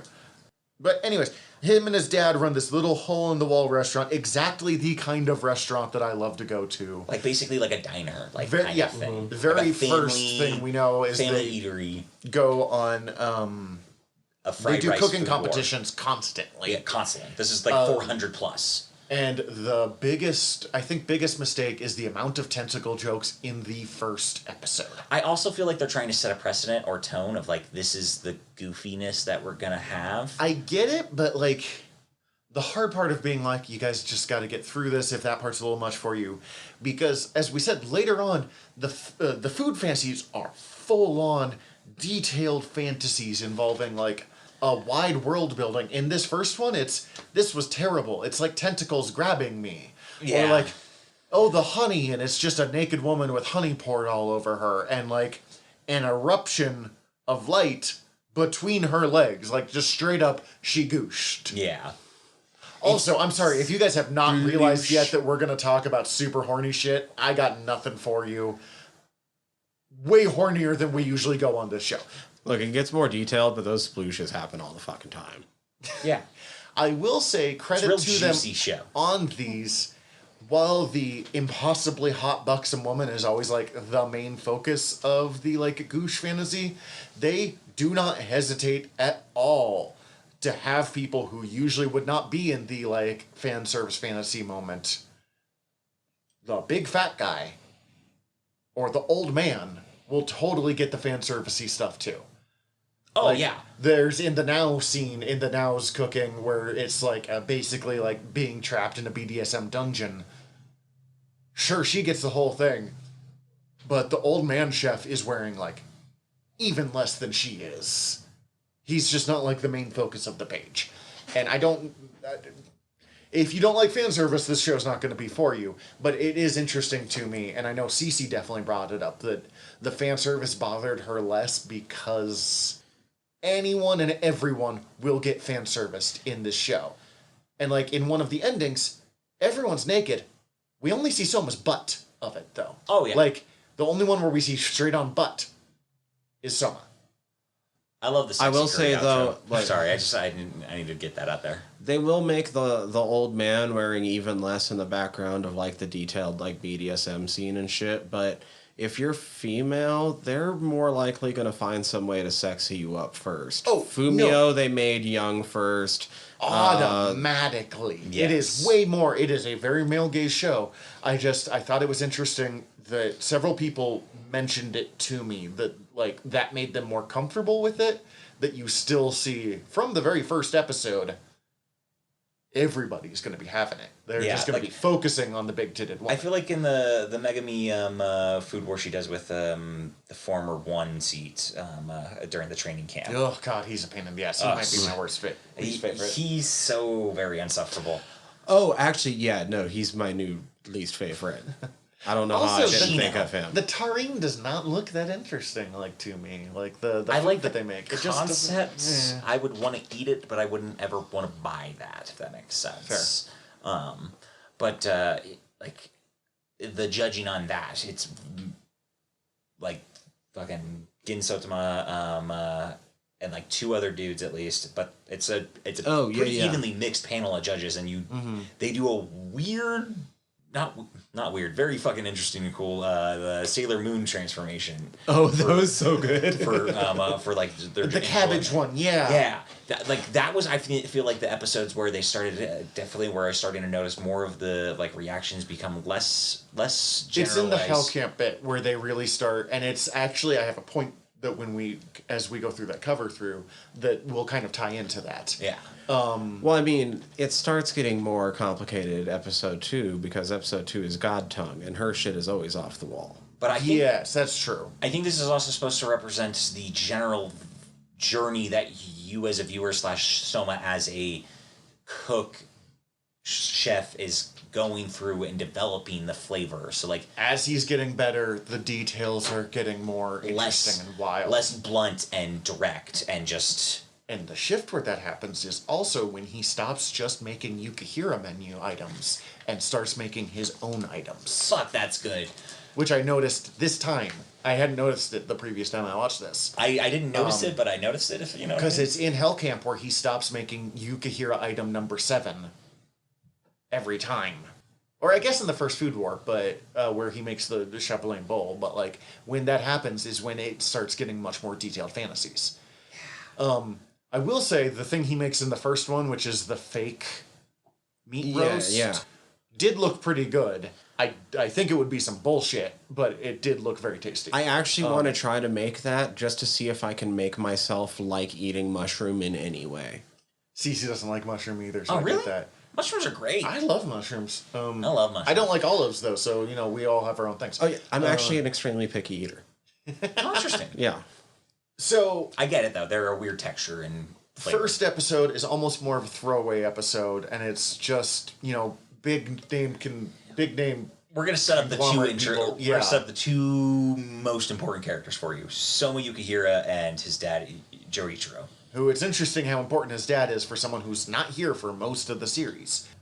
/ their restaurant and like setting the stakes for what Soma wants to do. Mm-hmm. Big conglomerate person's trying to take over the building, so they need to buy the tiny little shop. She's basically like, if you like this food, you'll stop trying to buy it, and he beats them. She fucking honey orgasms. We also learned that he makes disgusting food, always involving tentacles. That was what first started endearing me to Soma. I was just like, yo, he likes to like force the bad shit on his friends. Rude, I don't do that, but I'm down with this. It's funny. I like, oh, dude, I fucked this up real good. Come try this. If he was just perfect boy all the time, I would have been bored. But he's like, no, what I really like to make is the most disgusting thing ever. Stuff. In real life, if you forced people to eat like that, you'd be a monster. But for the show, I'm a little more willing to like give allowances. Also, like none of that sounds like actually like uneatable. It sounds weird. The tentacles in the yogurt sauce the squid tentacles in yogurt sauce sounded absolutely horrendous to me. Yeah, that sounds pretty hard to get down, but the squid tentacles in peanut butter sounded extremely bad, but I think there's a way you could mix those two flavors. And now I'm wondering, is he frying them or grilling them? He shows them grilling them in the back in the very first scene you see. But like he has dried ones that he's chewing on when he goes to that's just the house. jerky though. That's it would be like a peanut butter sauce, not just like peanut butter. Oh, I think it's in the manga, like they did a one-shot manga that was an inspiration for this before they did it. He did the same thing, squid tentacles, but instead of peanut butter, it was in strawberry jam. And that sounds fucking terrible to me. I think they even mentioned something like, they mentioned that in the anime with like Joichiro as a bad dish at one point that included strawberry jam. Cece is determined that at some point, and I don't remember if this happens or not, to be honest, because they make so many dishes, that he will eventually make something really fucking good with tentacles, because he's made so many bad things with them over the course. Like, it's such a running joke. He used them to get into Kyokusei / Polaris. He uses the tentacles to he uses a little bit of the jerky. Well, I mean, his biggest superpower in this is that he's the best learner. Yeah. Yeah.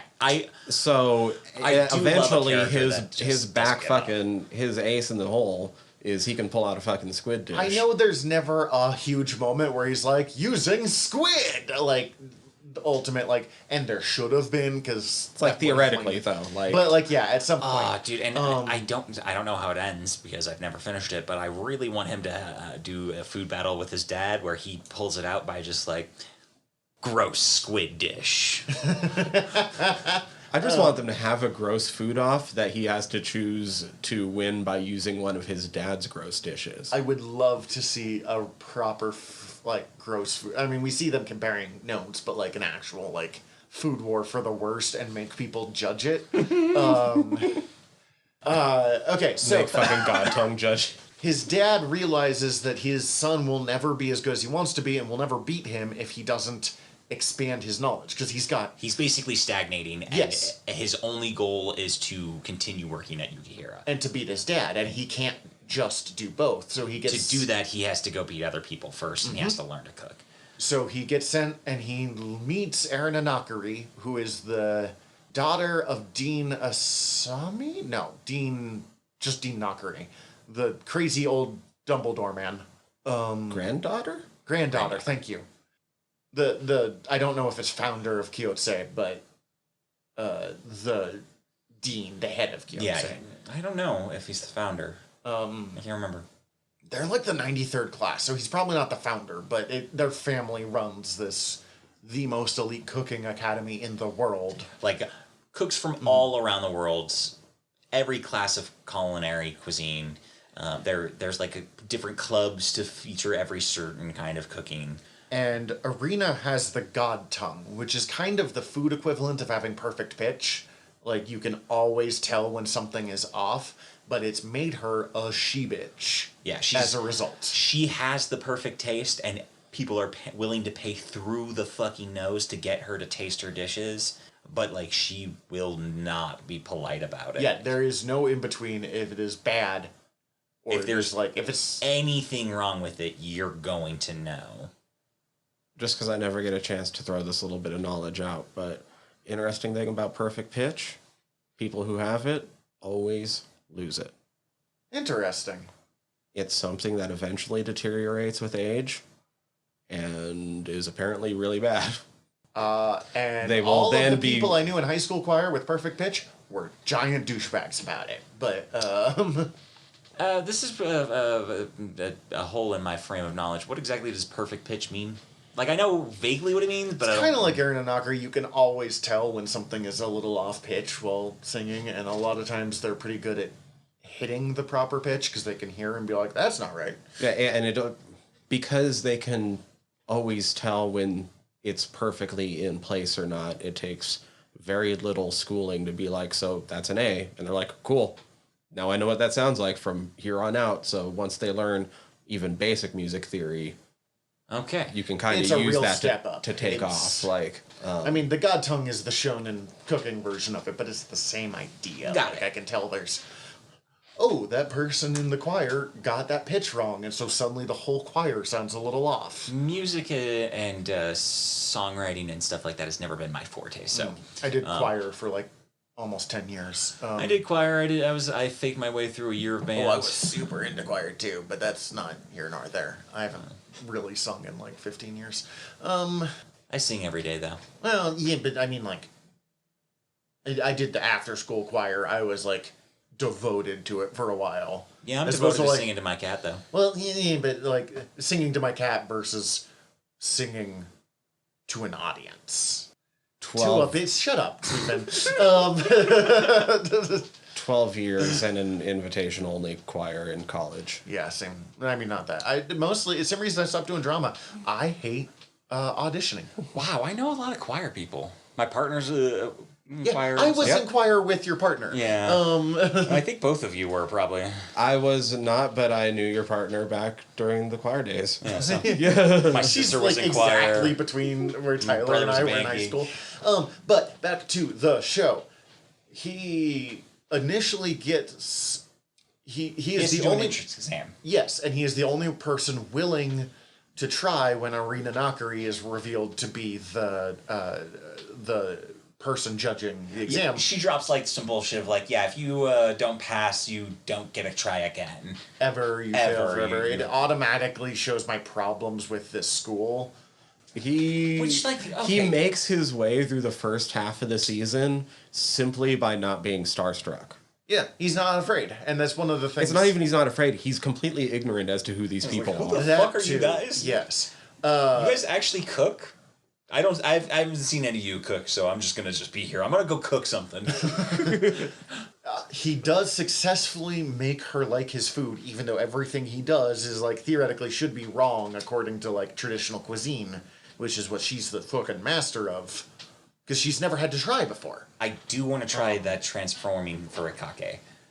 The stuff he does like that, where he is really interesting. God, that's next season. There's so many things I want to talk about with his cooking next season, where I'm like, where his cooking is much more important. Next episode, but she fails him, even though it is a good dish. Mostly because she's just pissed about it, because he does everything wrong, according to like how she has been trained in cooking. I thought it wasn't so much that he did everything wrong. It's She's he also- super fucking classist. She's constantly bringing up how low class he is and how he doesn't belong there just because of that. No, she's also classist, and he's a prick. Both of these people are assholes, so of course they like clash. And I know you finished the manga, so you know who he probably like. They set up like a love interest between him and Megami as well. They never definitively give him a partner. And Fuck I will yes. split this. And they talked about it, but they decided that Soma would be way too much interested in cooking at the time to ever actually get distracted enough. Oh god. Now, there's heavy implications of romance might happen, and I'm not going to tell you with who. But don't care. That's fucking music to my ears. I love it. and I actually wanted a romance, but I want a romance too, but also I don't like some of the stuff they talk about with like fucking weird shit with like. There's some stuff that's a little fucking hinky that's like, I don't know about that. Of like specifically talking about like how Jerry Churris like talking about how like he needs to find a woman to make his cooking better. I was like, yeah, that's a weird line. I also wonder if in the way that our perception of gender has changed enough that it just feels like, I don't know if it had been like find a partner or find someone who challenges you would have. but also like if you put it less, in that like, context, like you could just like literally put sub in a rival. Yeah, So fair enough. But also like I feel like he mostly had eyes for fucking what's his name? Seventh Seat. Ishki? Yeah. yeah. Fucking love Ishki. We'll get to him in a sec because we're about to fast forward. Soma was all about Ishki in a couple Ishki's of those my number episodes. two. I'm all about Ishki. Yeah, Ishki's definitely my number two. He's my number two. He does get in because the dean tastes his food and was like, this is fucking great. Let him in. What's wrong with you?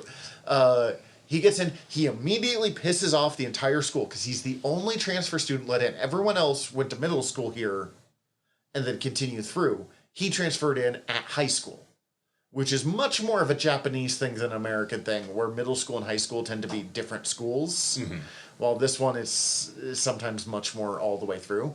Also, like there's a much more level of testing required for certain To get into a high school. Yeah, And, like, well, for there's, us, like, it's just like, that's where you go next. Prestige. Here you go. You live in this town and you went to the middle school here, so you're gonna go to this middle school. Especially because you're within a mile of this school, yeah. Unless you ask. But he is asked to give a, like, speech at the entrance thing. And he literally tells, like, all of you are in my goddamn way. I'm going for the first spot. What's up? None of you are real cooks. You've never spent a real day in a real kitchen. Also, hope we'll be buds. Talk to you later. And he means Hopefully both I'll of those see things a few of you at completely graduation. legitimately. Like 100% does not. He is 100% honest there, and like showing will his say- a little bit classism, He's probably right about 99% of them, though. but also 100%. That is the thing I hate about this school. When like 80% of you will drop out before senior year, you're bad at teaching. But also 80% of these people are some fucking shitlords who are just like here to get prestige. Yes. like clearly here to like I went to this school. Fucking Grover, apparently. Okay, He's a I great will cook, give don't you ask that, but there is just such a thing of like, I think there's even a whole bit that they say in there that like even the dropouts are like basically set for life. Oh yeah, like in but the cooking world. but there is a thing, which and I hate. This That's is part of my thing. I don't like how fucked up the cooking world is with like burnout is like a point of pride almost like. And I just don't have time for burnout culture anymore. Like, I am so much a person of, like, your job is your job and do it well, but I am so much more interested in what you do in when you're not working, that this whole concept of, like, we will crush you to make you better just annoys me. I don't like that worldview. So the school pisses me off. Yeah. I much prefer I'm going to challenge you to raise you up. And what I like about him is, one, they don't fucking, like, shit on you if you fail, like this school tends to do. And two, he wants he does work with teaching other people, like, and actually helping other people grow too. It's not the, like, me or you. It's the, like, we're all fucking cooking and that's all fucking great. Look, I will say... Despite the fact that he starts this with, you're all in my goddamn way. Which, like, yeah, I do get it. He's been cooking since he's, what, like, fucking 4 or some shit or something. And he's been working in a kitchen. Like, since he was, like, 8. Fucking man, dude, cooks... Also, child labor's a problem, but... Cooks, we have some fucking weird issues with, like, our sense of pride in our cooking. And my brother's been a cook his whole life, basically. I've been cooking, basically, since I was fucking 10, not professional kitchens, but in home cook / like professional kitchens too. There's a lot of assholes who are like very prideful of their work simply because they've worked in a real kitchen. So I get this. This is an understandable thing, but it's also, I hate it. I was gonna say the entire school doesn't need to be the way and as rough as it is, and like burnout culture fucking sucks. But I do love the idea of like the Hell Week, because until things change, they need to get a taste of something of it. Yes, but here's the problem. The kid that gets expelled because he had the wrong fucking hair. Right, no, and I'll agree with that. That's too far. Throwing them to the wolves and then like, hey guys, you're going to actually get to see what it's kind of like. But if you expel them, they never get a chance to learn from their mistake. And I even mean this beyond that. Like, oh, you picked this wrong thing, you're expelled from the school. No, fuck you. If they if they keep fucking up, sure, fine, whatever. But like, first mistake, you're expelled is bad teaching. Because it's Soma's whole thing. You learn from mistakes. And the point at where the school is now, no one's allowed to do that. Okay, I gotta ask, how the fuck did Megami get into this school? Because she's actually really good, and she got in when she was a middle schooler, where it was much less... Okay, that adds up 1,000 more... Thank you. It is in... I mean, she always struggled, but it's when they get into high school that it becomes significantly more... Okay, yes. Difficult. Mm-hmm. Okay. I was confused because they did show a little bit about like her backstory, and like I was like, why? How did you even get an invite into this school? Oh, she gets wrecked immediately. But he gets there. He gets sent to. Actually, this is a good point for this because we're about to meet Megami. Is it his first class before he goes to Polaris, or does he go to? Yes, he has his first class where he teams up with Megami. Yes, because she has to be introduced before like the rest of the dorm, and she's like, I never want like as long as I don't work with that guy, I'll be fine. Immediately works with that guy, and this is where we kind of first see him as like, I can overcome adversity, and I actually work pretty well with other people. He's friendly, charming, just wants to. I don't even remember what the fucking. They were making some sort of roast dish. Yeah, and the assholes pour salt, and he finds a way to fix it. Episode's called "The Chef Who Never Smiles." Chef Chamel, I feel like. He has the worst fake French accent of all time in the dubs. Distractingly bad. Oh, it's very bad. Gets into Polaris dorm. We meet a bunch of the Polaris folk. Yeah, all of the various Kyokusei first years who have been there, and their specialties. I want so much more time with all of them. Yeah. Fumio's the old lady who runs the dorm. We meet I can't think of Shun, any of their he's names. the smoke guy. Kenji, I think is his name. He's the historical one who like the professor of taste. who does the and it starts with an M. and they always have a party in his room as much as he's like, please just let me sleep. He's the nerd. There's the girl who's into wild game. There's one who's all into rice, mullet, and... she's all about fermentation specifically. And then there's Megami, who's the other first year. And then I can't remember his name, but the guy who's constantly wearing just an apron. Ishiki. Yes. Who is seat 7 of the Council of 10. The Council of 10 being the ruling body of the school. They outrank the teachers. They are the 10 best cooks of the student body. The only person above them is the dean. Which is the worst idea. Like, the faculty has to... Any decision they make, the faculty has to agree with. They have to just go with it.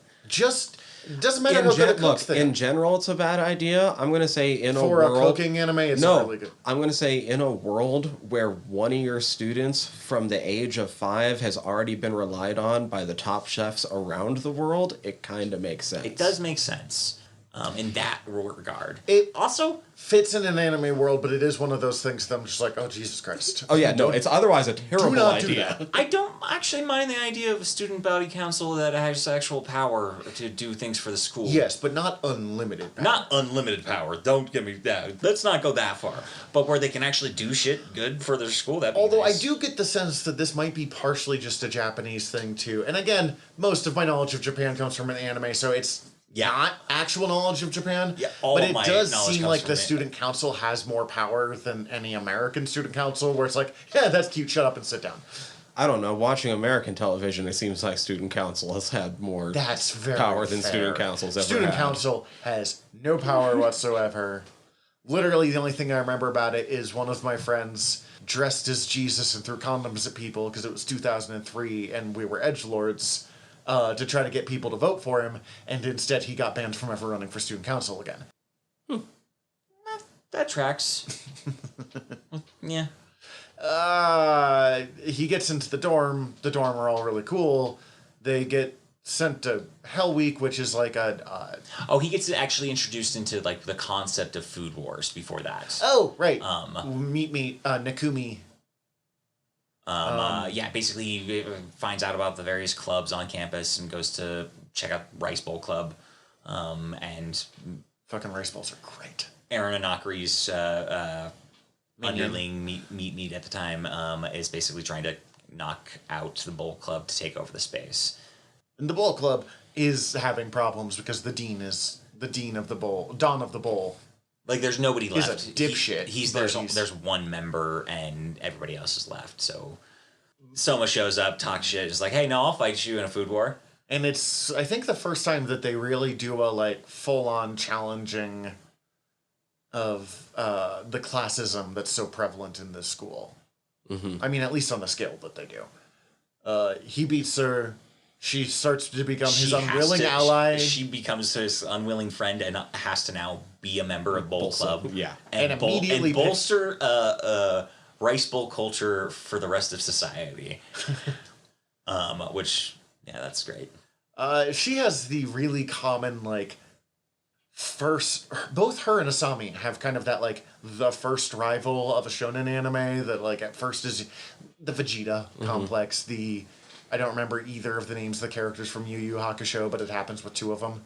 Oh, 3 of them. All of his buddies. Shit, I just watched through this. The guy with the rose. The guy with the rose, the guy with the Vegeta hair, and the guy with the pompadour. All of them kind of have that. But that's Yu Yu Hakusho.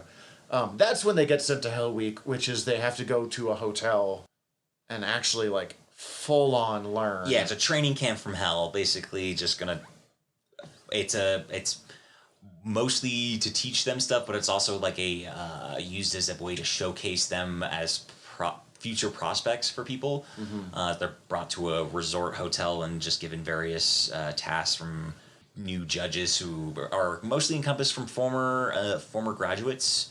So you get introduced to Shino and his class year, which I believe is supposed to be a few years below his dad.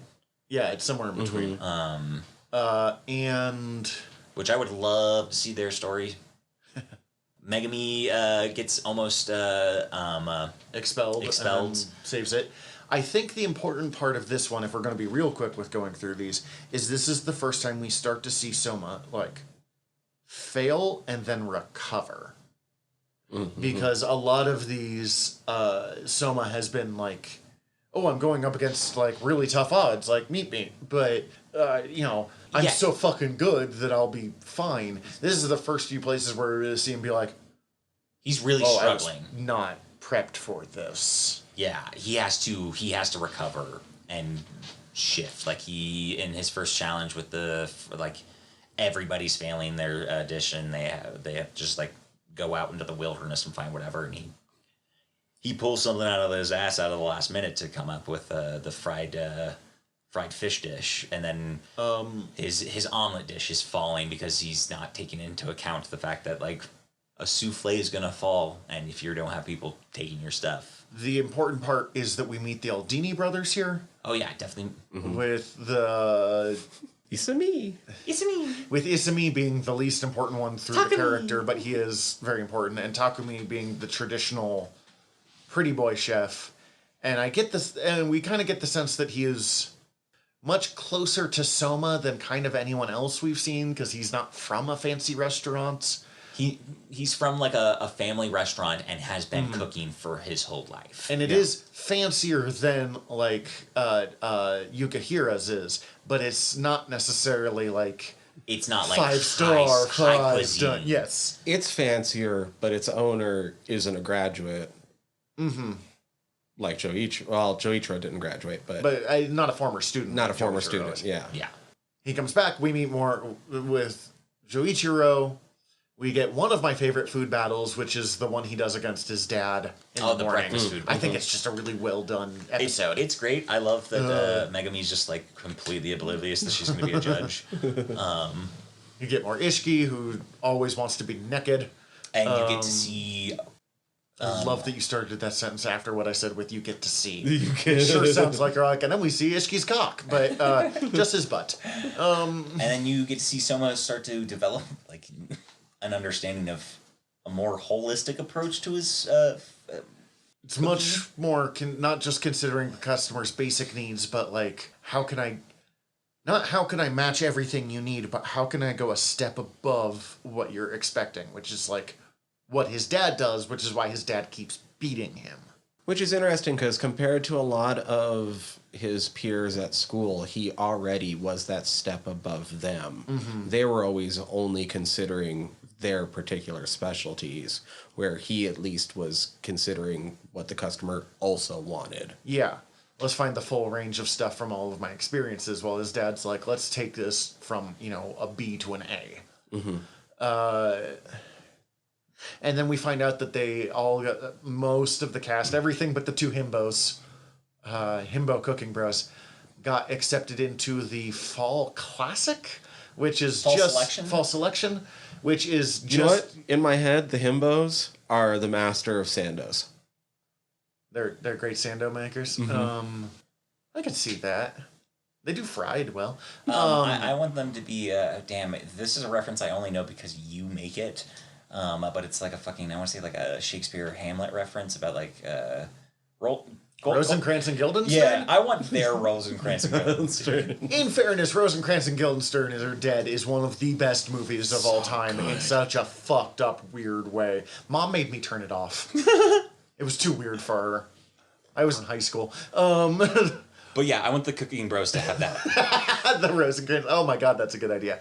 The Fall Classic, the Fall Selection, whatever, is a time-honored shonen trope of, for whatever reason, we have to make, like, now that these people... Yes. Battle tournament. Now that these people have started to, like, form together as a team, we need to have a battle tournament where we can meet the other teams. Or even, I mean, as far as the trope goes, it doesn't even necessarily have to be a tournament. It's just, we have an excuse now for 15 battles all in a row, and it makes sense because... Sports Day for My Hero Academia, the Chunin exams in Naruto. And then the other exams they do again.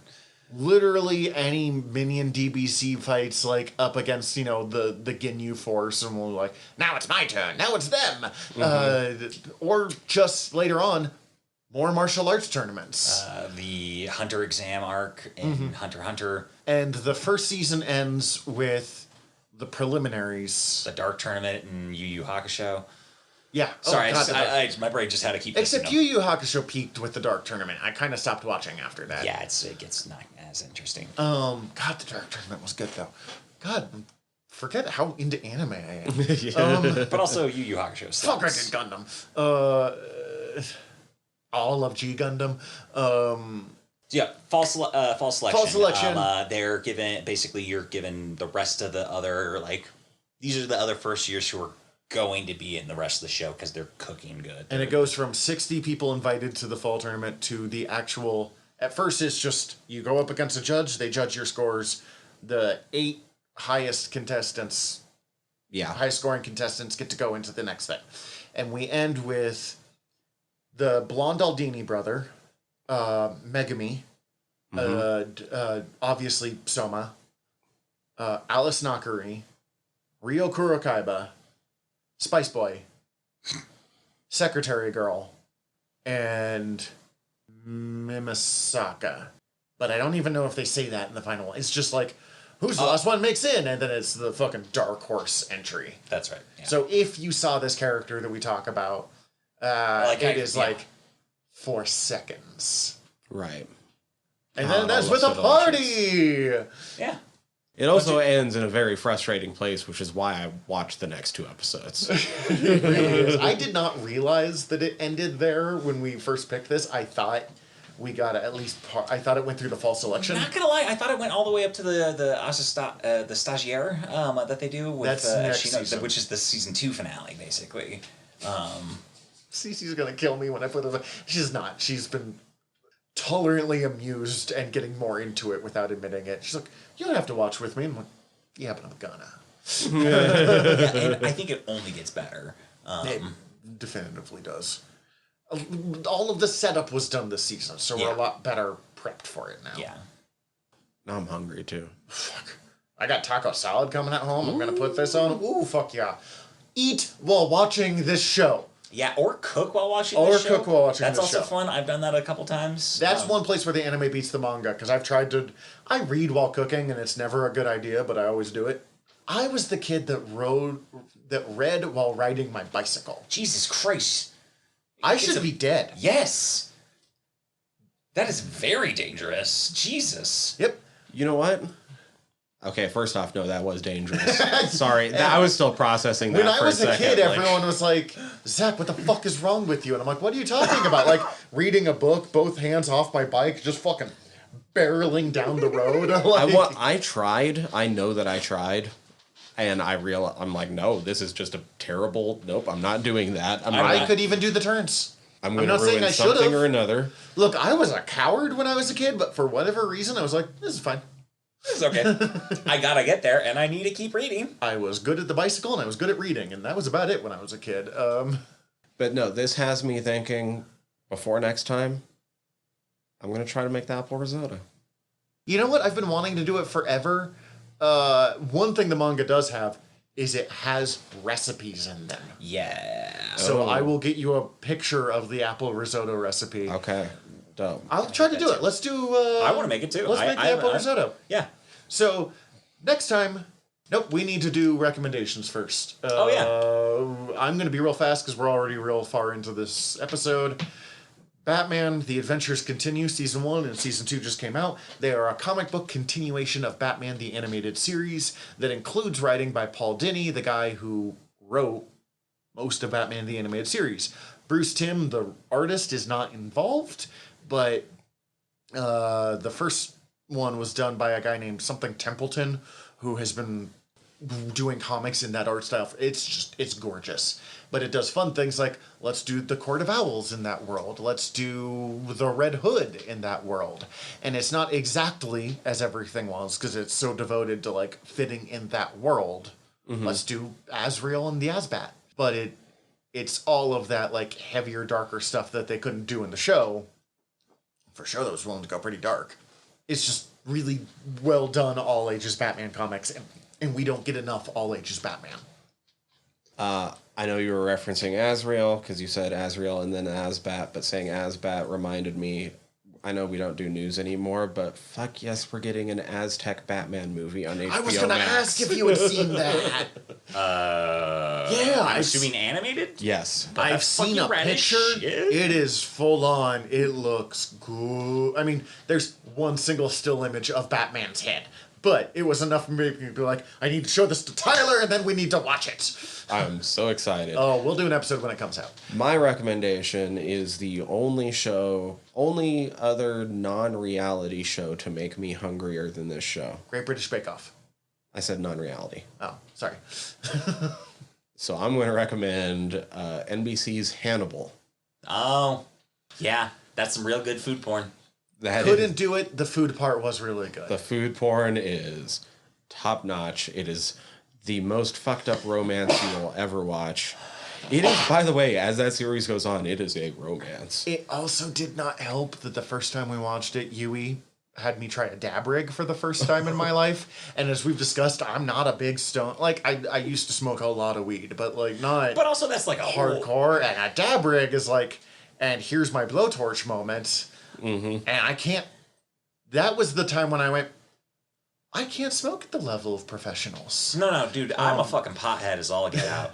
I don't fuck with dab rigs. And they gave me a dab rig and showed me the first 2 episodes of Hannibal, and I was like, I gotta go home now. But it's incredible. Like, even not being my scene, I could tell that this is like a special show on the scale of stuff. Just beautifully done. Brian Fuller knocks it out of the fucking park as the showrunner on that, and is just infused with their style through and through. It's my least favorite Brian Fuller show, but it is still Brian Fuller to the hilt. Also, Fried Squirms does a really good coverage of all 3 seasons if you're interested after you're done watching Your them. recommendation is our other show on the Earworm Network. That was a really shitty month, though. I'm not gonna lie. Oh, yeah, It was very that was funny a to hear lot. you all talk about it, though. My recommendation on the food, I'm going to stick with the food porn angle, and I have 2 recommendations. I'm going to either recommend Chef, Jon Favreau's movie from a few years back. Mm-hmm. Totally masturbatory style of movie filmmaking, in that it's a story about, like, it's an indie filmmaking about a chef who breaks out of the being in the high-end culinary world. Oh, to make a food truck or to something? make a food like truck. And this is Jon Favreau's return to indie filmmaking after making giant blockbuster filmmaking. Oh, Jesus Christ, Jon Favreau. Yeah, but beyond that, it is really good. Fantastic soundtrack and beautiful cinematography of food being made. They had I forget his name, but professional chef come in to like help with like teaching him to cook and show how to cook and show it beautifully. And then the other thing I want to recommend is another anime called Restaurant to Another World. And it's kind of like a reverse isekai style story where basically there's a restaurant that the doorway teleports to random other worlds. So each episode is a different world where a customer will come in and this chef just has to prepare a meal for them. Okay. It's been a sounds minute. great. It's been a minute since I've watched it, so it may have aged poorly, but I do want to rewatch it. I remember it being pretty low key and chill. Sweet. Not heavy on the fan service. I think there's a dragon who turns into a woman that has some brief moments of fan service, but that's the only instance I can remember. That's fair. Next time, also Great British Bake Off, just because I was jealous that you both chose food things and I just chose something I was reading yesterday. Next time. It's great. We were thinking about staggering stuff, but we all liked this enough that we're just going straight to... I need to keep watching. Yeah, we're going to do this. You already know this. Steven will be back. Hopefully our friend Tiffany, who has been with us several times now and who I just love to bits, will be joining us. We have to make sure the Ideally, schedule will work up with that one. But I would love to get a non-white male's cisgender. Oh, and she's a fan of this show. Opinion on this, So yeah, come back next time for more Food Wars. In the meantime, we're your generals of nerdery. I'm Zach. I'm Tyler. Dismissed. Hi everybody, General Tyler here. If you like the show, please hit subscribe however you're listening to us right now. Also, if you could rate and review us however you're listening to us right now, or preferably over at Apple Podcasts, we would super appreciate it, as the whole world is ran on algorithms, and we want to be all up in them, getting our voice out to more places. Also, tell your friends. We always appreciate that. If you want to get in contact with us, ask us questions, give us comments, email us generalnerderypod@gmail.com. You can also contact us through our website, www.generalnerdcast.com. While you're there, check out all of our back catalog, or click the links up at the top, as we are part of the Earworm Podcast Network. Go check out all of our sister shows. We're involved with most of them, so if you already like listening to us talk, it might be in your best interest. And if you want to check out everything from the network, head over to earworm.com, EARVVYRM.com. We'd super appreciate it. Love you all. Have a good one.